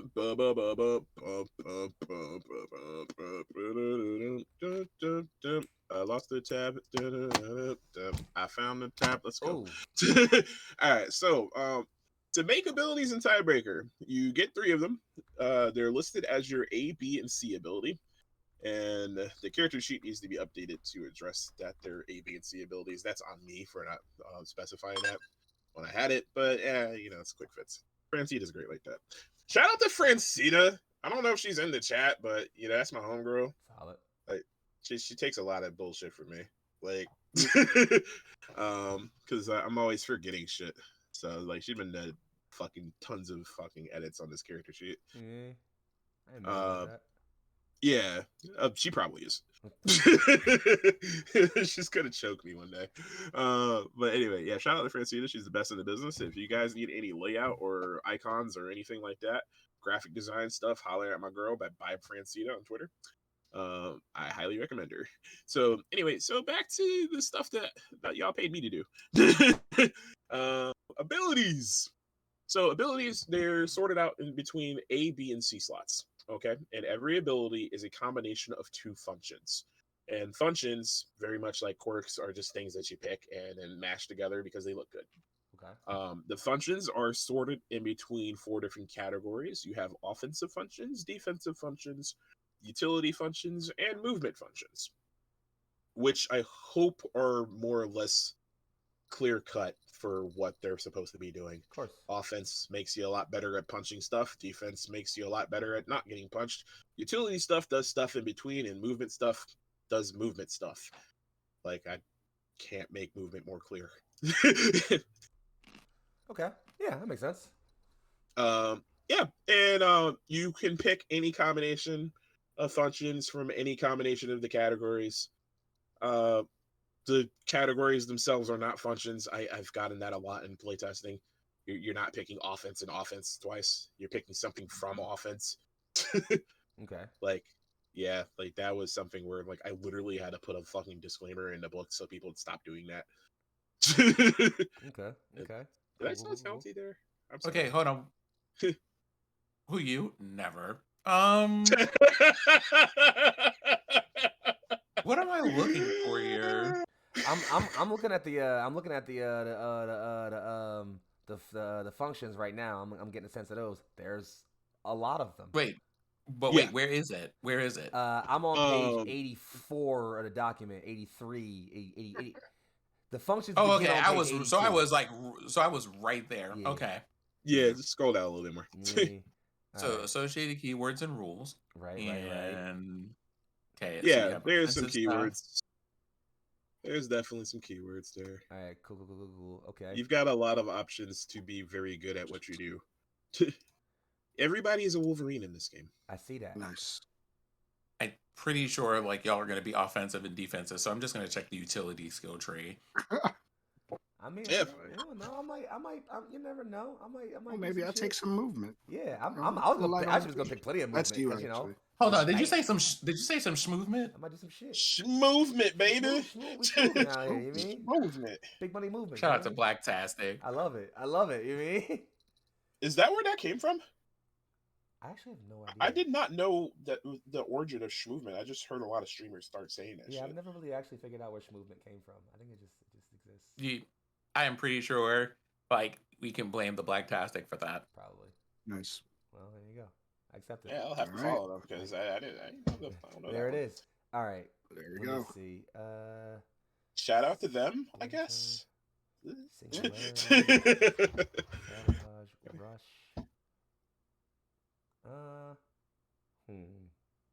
Yeah, and while they're picking their stuff, I'll explain a little bit more about how That's a good the idea. functions Time work. fill while we're Put doing it to that. the chat.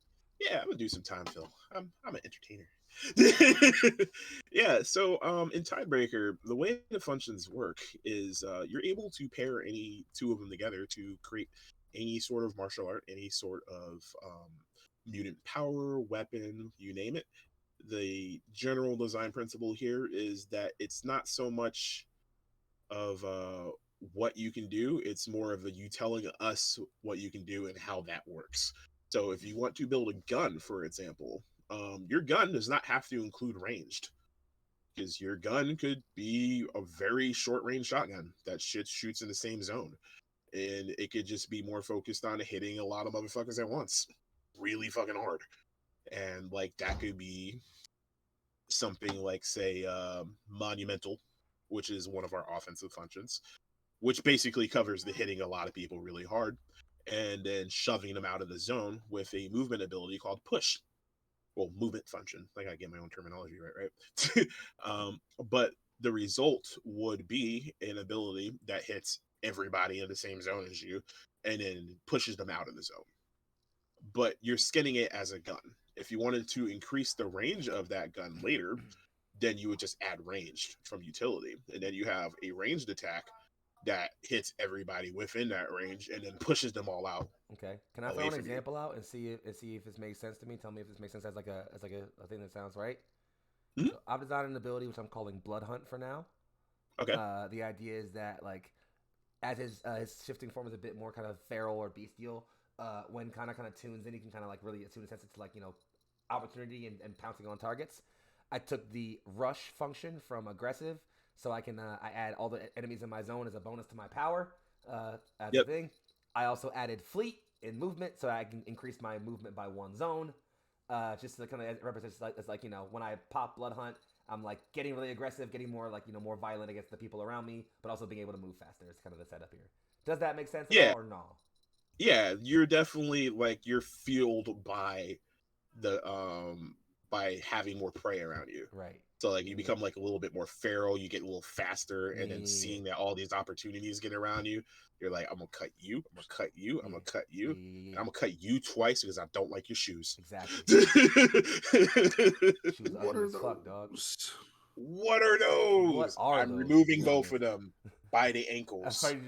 These claws right here, I'm taking them out. You don't these need those claws anymore. right here, just you don't need done, them, right? Dog. Yeah, you don't need them. Yeah, so that's a good example. Like I would take that as an ability. It's a very well made ability, I'd say. And I'm not saying that to be a kiss ass, because there's definitely a few examples where you could be like, bro, why did you pick a charge ability with nothing that capitalizes on it? Well, thank you. Like but like I do try to make it so it's very, very hard to make an ability in this game that doesn't work. Like there's not trap options in there. Like the only time that you can make an ability that sucks is if you intentionally make two things that don't pair well together. Right. And that's usually just having a keyword that requires you to be interacting with something else and then not having anything else that triggers it. Okay, cool. All right, now I'm trying to find. But that's mostly like for things like the bank keyword where you're like saving your successes. Okay, all right. And then using them for something else later. But those are very like niche fucking examples for that kind of thing. But pretty much anything else that you make, if you just pair the two things together, it's gonna work. Okay, Would lethal flurry work? Yeah. But the thing with lethal is that lethal is specifically for interactables. Okay. But because your thing is throwing shit at people, yeah, it works. So whatever you pick up becomes lethal, and then you throw a whole bunch of them. Oh, that's rude. Solid. I like that. Or I wouldn't say so much. Yeah, I wouldn't say so much throwing them, unless you're just throwing them like within the same zone. I picture it as more like you stabbing somebody with a beer bottle a shit ton of times. Jeez. That too, you know? Lethal flurry. Or like some rebar. I'm gonna say, yeah, I get two interactables. Yeah, and one in each hand, and then you just fucking you got like a dinner plate in one hand and like a fucking table leg in the other, and then you just put the table leg and the dinner plate on either side of the head, and you just So in that same vein, in trying to rebuild Rageborn Destruction, could I do monumental lethal? Lethal again is for right. interactables. Right. Never mind. So I would avoid that for you. Right. That works better for CJ because CJ's whole thing is being improv. Right. So I need. All right. So I got. I know I want monumental, but I gotta combine that with something else. Gotta link monumental with something else. Gotta find it. Singular. You might want to pick massive for what you're thinking. True. Because monumental is more like, I turned this thing into a sun that just damages everything permanently in this area. Oh. I mean. Oh. Yeah, so like you could do it that way, but like the head cannon like doesn't match up. That's fair. Yeah. No, like the ability itself would work. That's true. No, I hear what you're saying. Yeah. Yeah. Okay. No. Yeah, I've heard that. Yeah, but more for like, I just hit somebody like 8 dudes with a spear, like Dynasty Warrior style. Like you're more thinking massive. That's fair. I mean, I guess it's a matter of what I'm thinking, you know? Because I feel like I'm kind of imagining this as like, it doesn't necessarily represent a specific action. It more represents like what happens when Kana is incredibly angry and fighting. So like it's So like it's not a specific move. It's more like, all right, I am currently rolling to attack, but I am so angry right now that I'm rolling Rageborn Destruction because I'm using this ability because I'm this mad at this point, you know? Yeah, I would say, well, Rageborn Destruction, because we're definitely thinking kind of gets AoE when they're doing it, right? Yeah, definitely. So massive, like works, off rep. Mm-hmm. And then we'd probably say, what else? What else do you picture kind of doing? Like, is it just more like a general, like kind of like I get buffer while doing this, or is it more like can they break more things while they're doing this? It's because you were mentioning them being able to like fucking destroy stuff. Yeah, because like, I think because their shifted form is huge. Like Kana gets really big when they shift, and so I think it's not necessarily, again, it's not like a specific thing that's happening, but I think it's a combination of things. It's like there's like if Kana's already shifted, like either it's like, you know, Kana just shifts and this happens, or like he's already shifted, but like something clearly kind of snaps in him, and like there's like this overbearing roar. He just kind of starts ripping up everything around him, and at that point, people die, and also people around him are probably just like, I say take Demolish.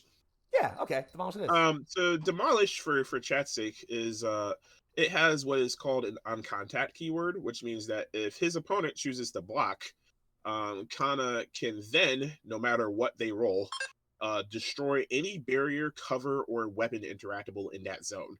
Ooh. And if the target was using that interactable, Kana may use it to attack the target, adding that that interactable's damage rating. I mean, difficulty rating, because all interactables have like a scale for like, say, like if you have like a wood door might be a 1, but an adamantium door would be a 5, right?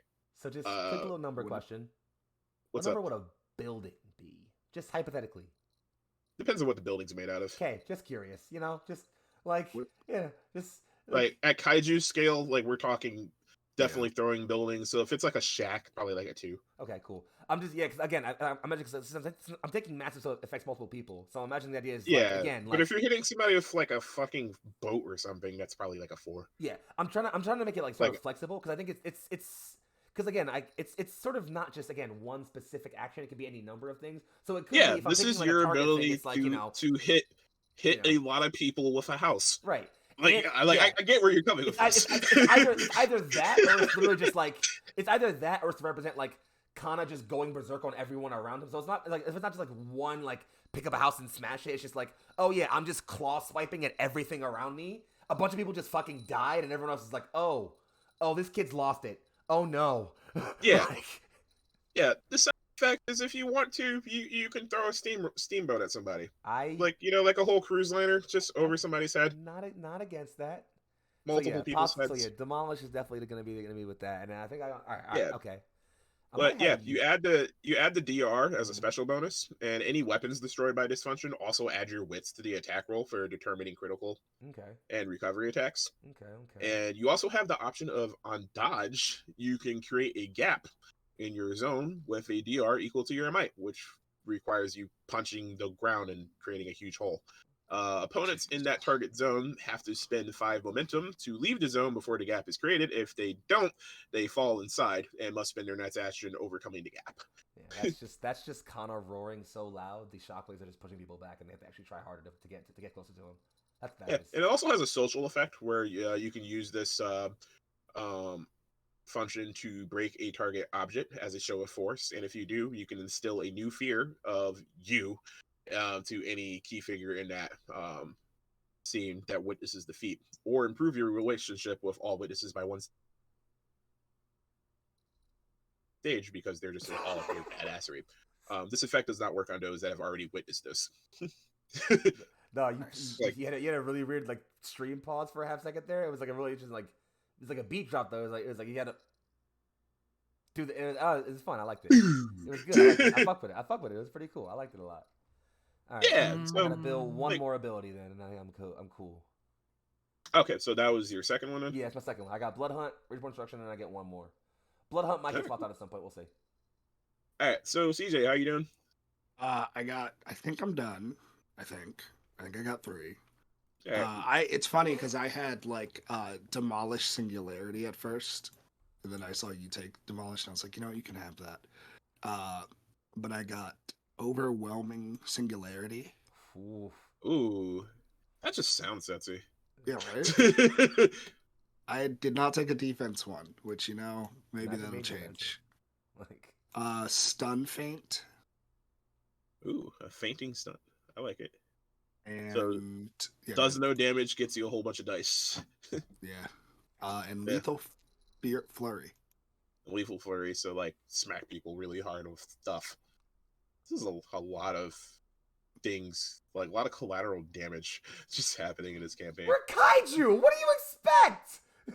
I fucking love it, though, because that's what do you want us to do? Of all of the playtests I've done, that's one of the few things that people have used was just hitting people with shit. And like I put a lot of care into the hitting people with shit rules. So I'm very excited about this. Very forward. Very much forward. All right, Sid, how about you? What do you got over there? I am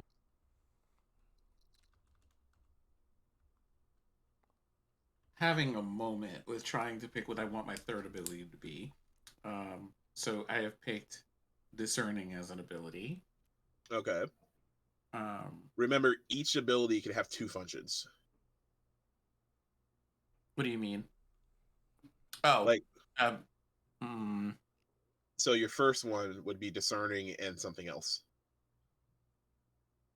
Would be Discerning and something else? Yeah. Your abilities have multiple functions because they So all the like basic. so for discerning, it just has target hazard. Target hazard you control doesn't affect you or your allies, but I don't know what the other like selectable thing is. The other selectable thing is whatever you want it to be, my friend. Oh, So like if you mean like two other abilities, I do have like other no. ones. I was Just that one ability is two Mhm. functions. Discerning is a single function.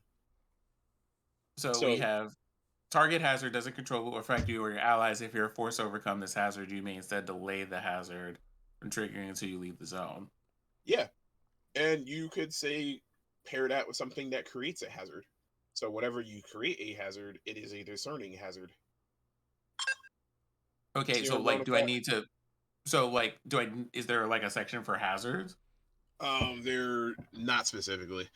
It's mostly in either offense or utility. Like Okay. like CJ's not CJ's Fotsy's thing where they have massive demolish. Mm-hmm. On dodge, he creates a gap, and a gap is a type of hazard. So like say if you had a discerning demolish on dodge, you would have a gap that your allies can't fall in. Because science.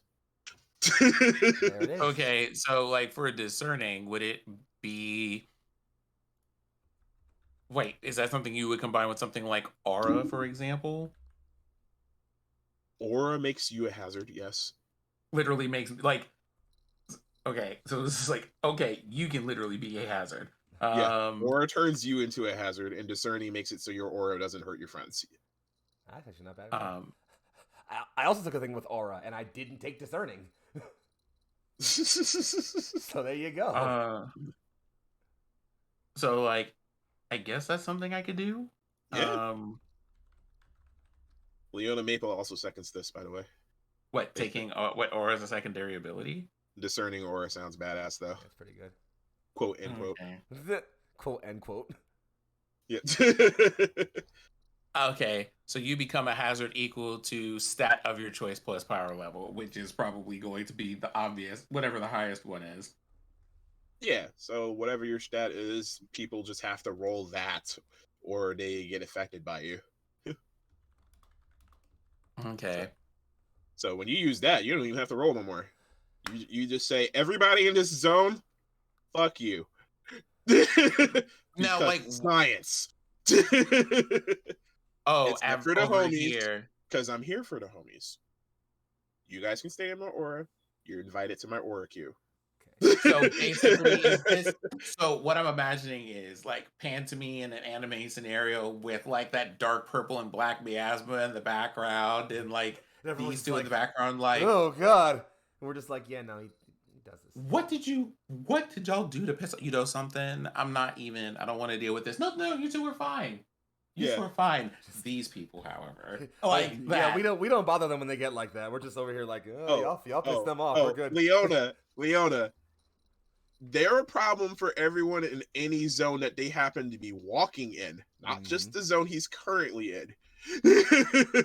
Yeah. Yes, Sin's character can just go, this zone, my next turn, I'll just walk to that zone, and then everybody else is going to get fucked up. Like, anywhere I go, shit's going to break. Interesting. Horrifying in a good way. Okay, so I can be a beacon of hope or a beacon of doom. Yep. Interesting. Okay. I would say hope because you're a hero. I put doom there specifically for bad guys that take that function, but okay. I mean, but if there's a reason for a hero to be a bit of a beacon of doom. A beacon of hope actually restores hope to the party. Like it's actually low key one of the best functions in the game for that particular reason. What does it do to opponents, if anything? Becoming a beacon of hope? Nothing. It's a support ability. What's a beacon of doom to enemies, if anything? Beacon of doom would be supporting his enemies. That's unfortunate. So like we do not want to buff the enemies. You do not want to buff the enemies. No. Hope and Doom are TideBreaker's meta currencies. They're very similar to Fate points or Hero points, blah blah points from X amount of systems, but they're split between the protagonist and antagonist side of the story, where hope is for the protagonist and doom is for the antagonist. A beacon of hope is a section or an area or even like a particular person that just emanates awesome and goodness and good vibes. And them existing lets you restore your hope. So, and hope allows you to get through a whole bunch of shit that you have no business getting through. It is basically your Indiana Jones factor. Like it's effectively white privilege, but you can weaponize it. But wait, it's interesting. Okay. Yeah. So Because I don't know what you can combine with auras then. Like it's either like auras can be combined with anything. Demolish aura. Yeah, like you could be a demolish aura, and everywhere you walk around, stuff breaks. I mean, that was my. So wait, I can be Gildarts? Is that what you're saying? Yeah, or you could be a Diablo paladin. Same thing. My original thought for Rage Born Direction was going to be aura demolish, because that was the idea. Was that again, it's just like he's just kind of in a rage, and so everything around him is just getting ripped up because he's just again ripping and tearing and everything around him was the idea. But I kind of want to shift it around a little bit.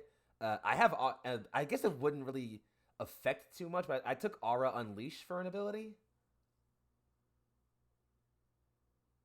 That's dirty. Yeah, I thought it'd be fun. The ability is called Collateral Roar. You would want to eventually expand that so it only affects your friends, though. Oh, so the Unleash applies to... Oh, okay. I thought the Unleash only applied to me when I used the ability. Okay.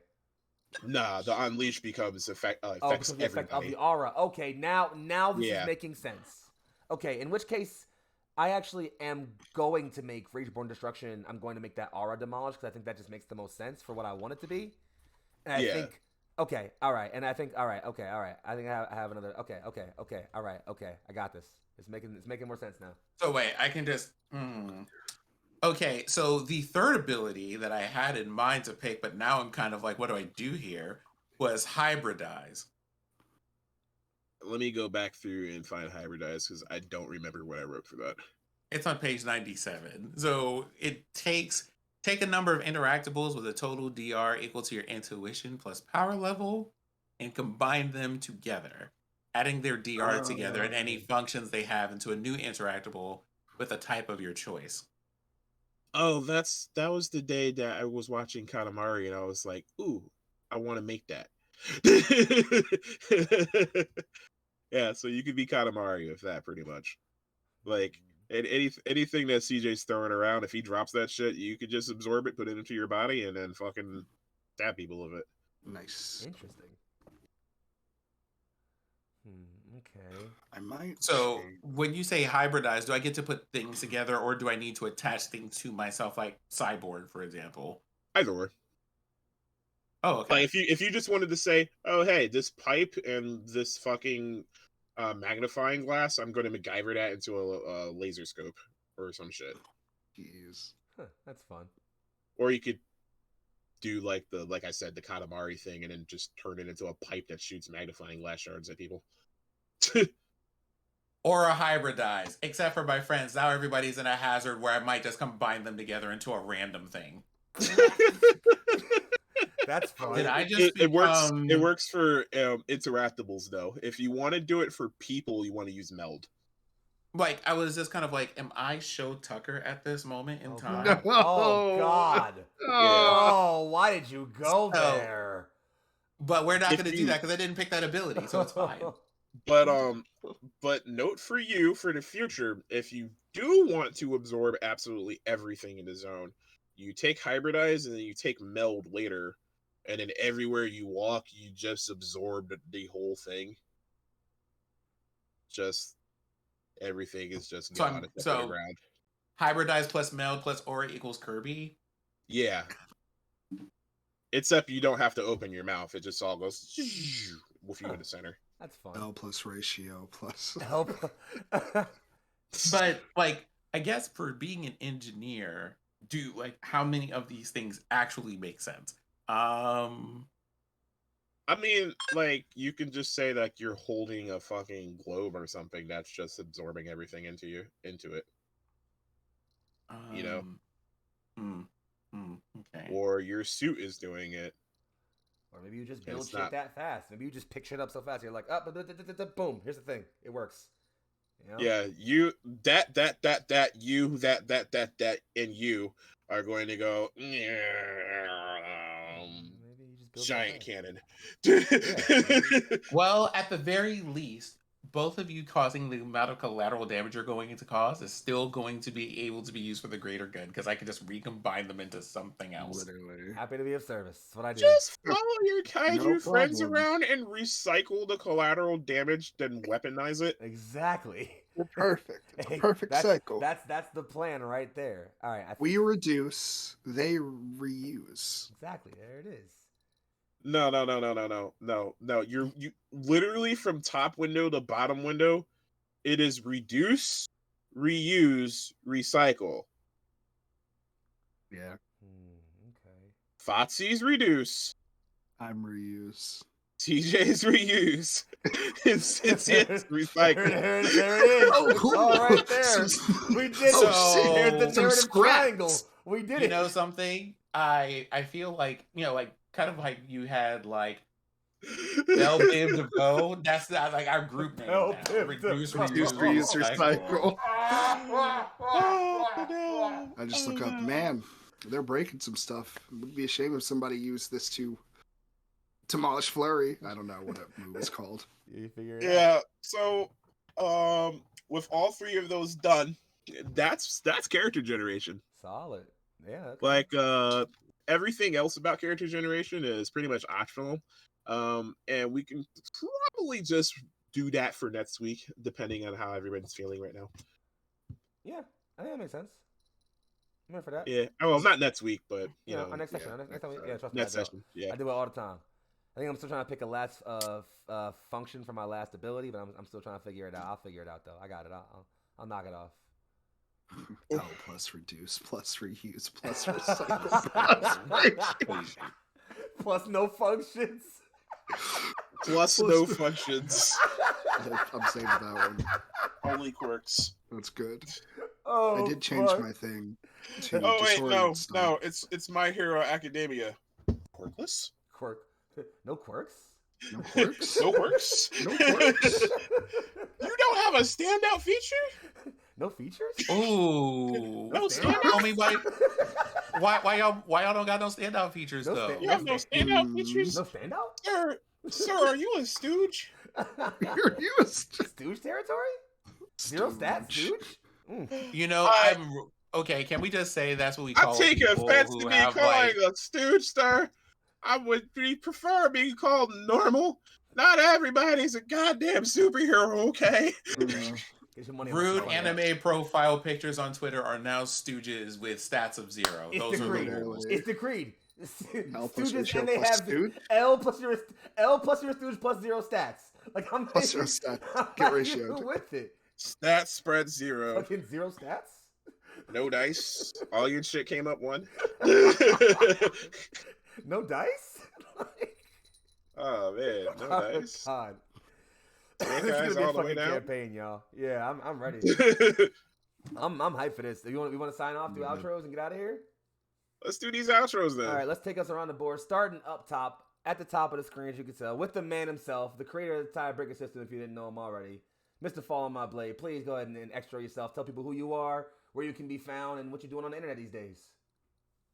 It's your boy. You've been here with me the last 4 hours. You already know what it is. It's Follow My Blade, at Follow My Blade on Twitter. You already know what I do. I make cool ass games to entertain y'all motherfuckers. Holla at your boy.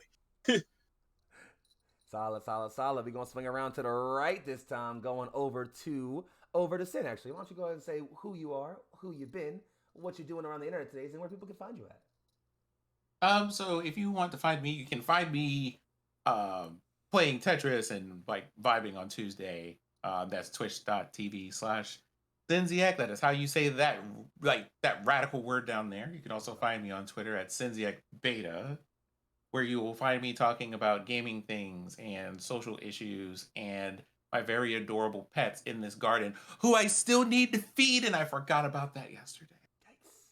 Yo, I was gonna cut in with that big boy joint. Like, you can find me in the. Well, I mean, you can find me about 60 miles away from me. there. On that kryptonite, Straight up on that kryptonite. I'll be on that straight up on that. Listen, don't take me back there, dog. Don't take me back there, dog. All right? Don't take me there, man. I'll listen. All right. Minus us being black as fuck, we gonna swing right over across, skipping me for now, going across over the bottom to the left with the Scholastic Dragon themselves. Please go ahead and say hello everyone. Scholastic Dragon, aka CJ, RAR, XD. Take you back to hot topic days. You can primarily find me. I have a podcast called Blurred of Mouth Podcast, where black nerds talk black nerd shit. You can literally find us on most places where you find your podcasts. Go check out our latest episode with Lexi McQueen, aka Black Girl Mage. And speaking of Black Girl Mage, you can find me on a stream coming up soon called The Strix, an all-black HBCU Strixhaven game. And I'm a game designer. Buy my games. And I think that's it for today. By my nigga in the mall crying about the MCR breakup and shit. Not the MCR, dog. Tragic. Damn, I was trying to go to that When We Were Young concert, but the fucking pandemic. Happens the way When I go out there and jam with yeah. the used and story of the year, y'all niggas don't know. I know that shit too.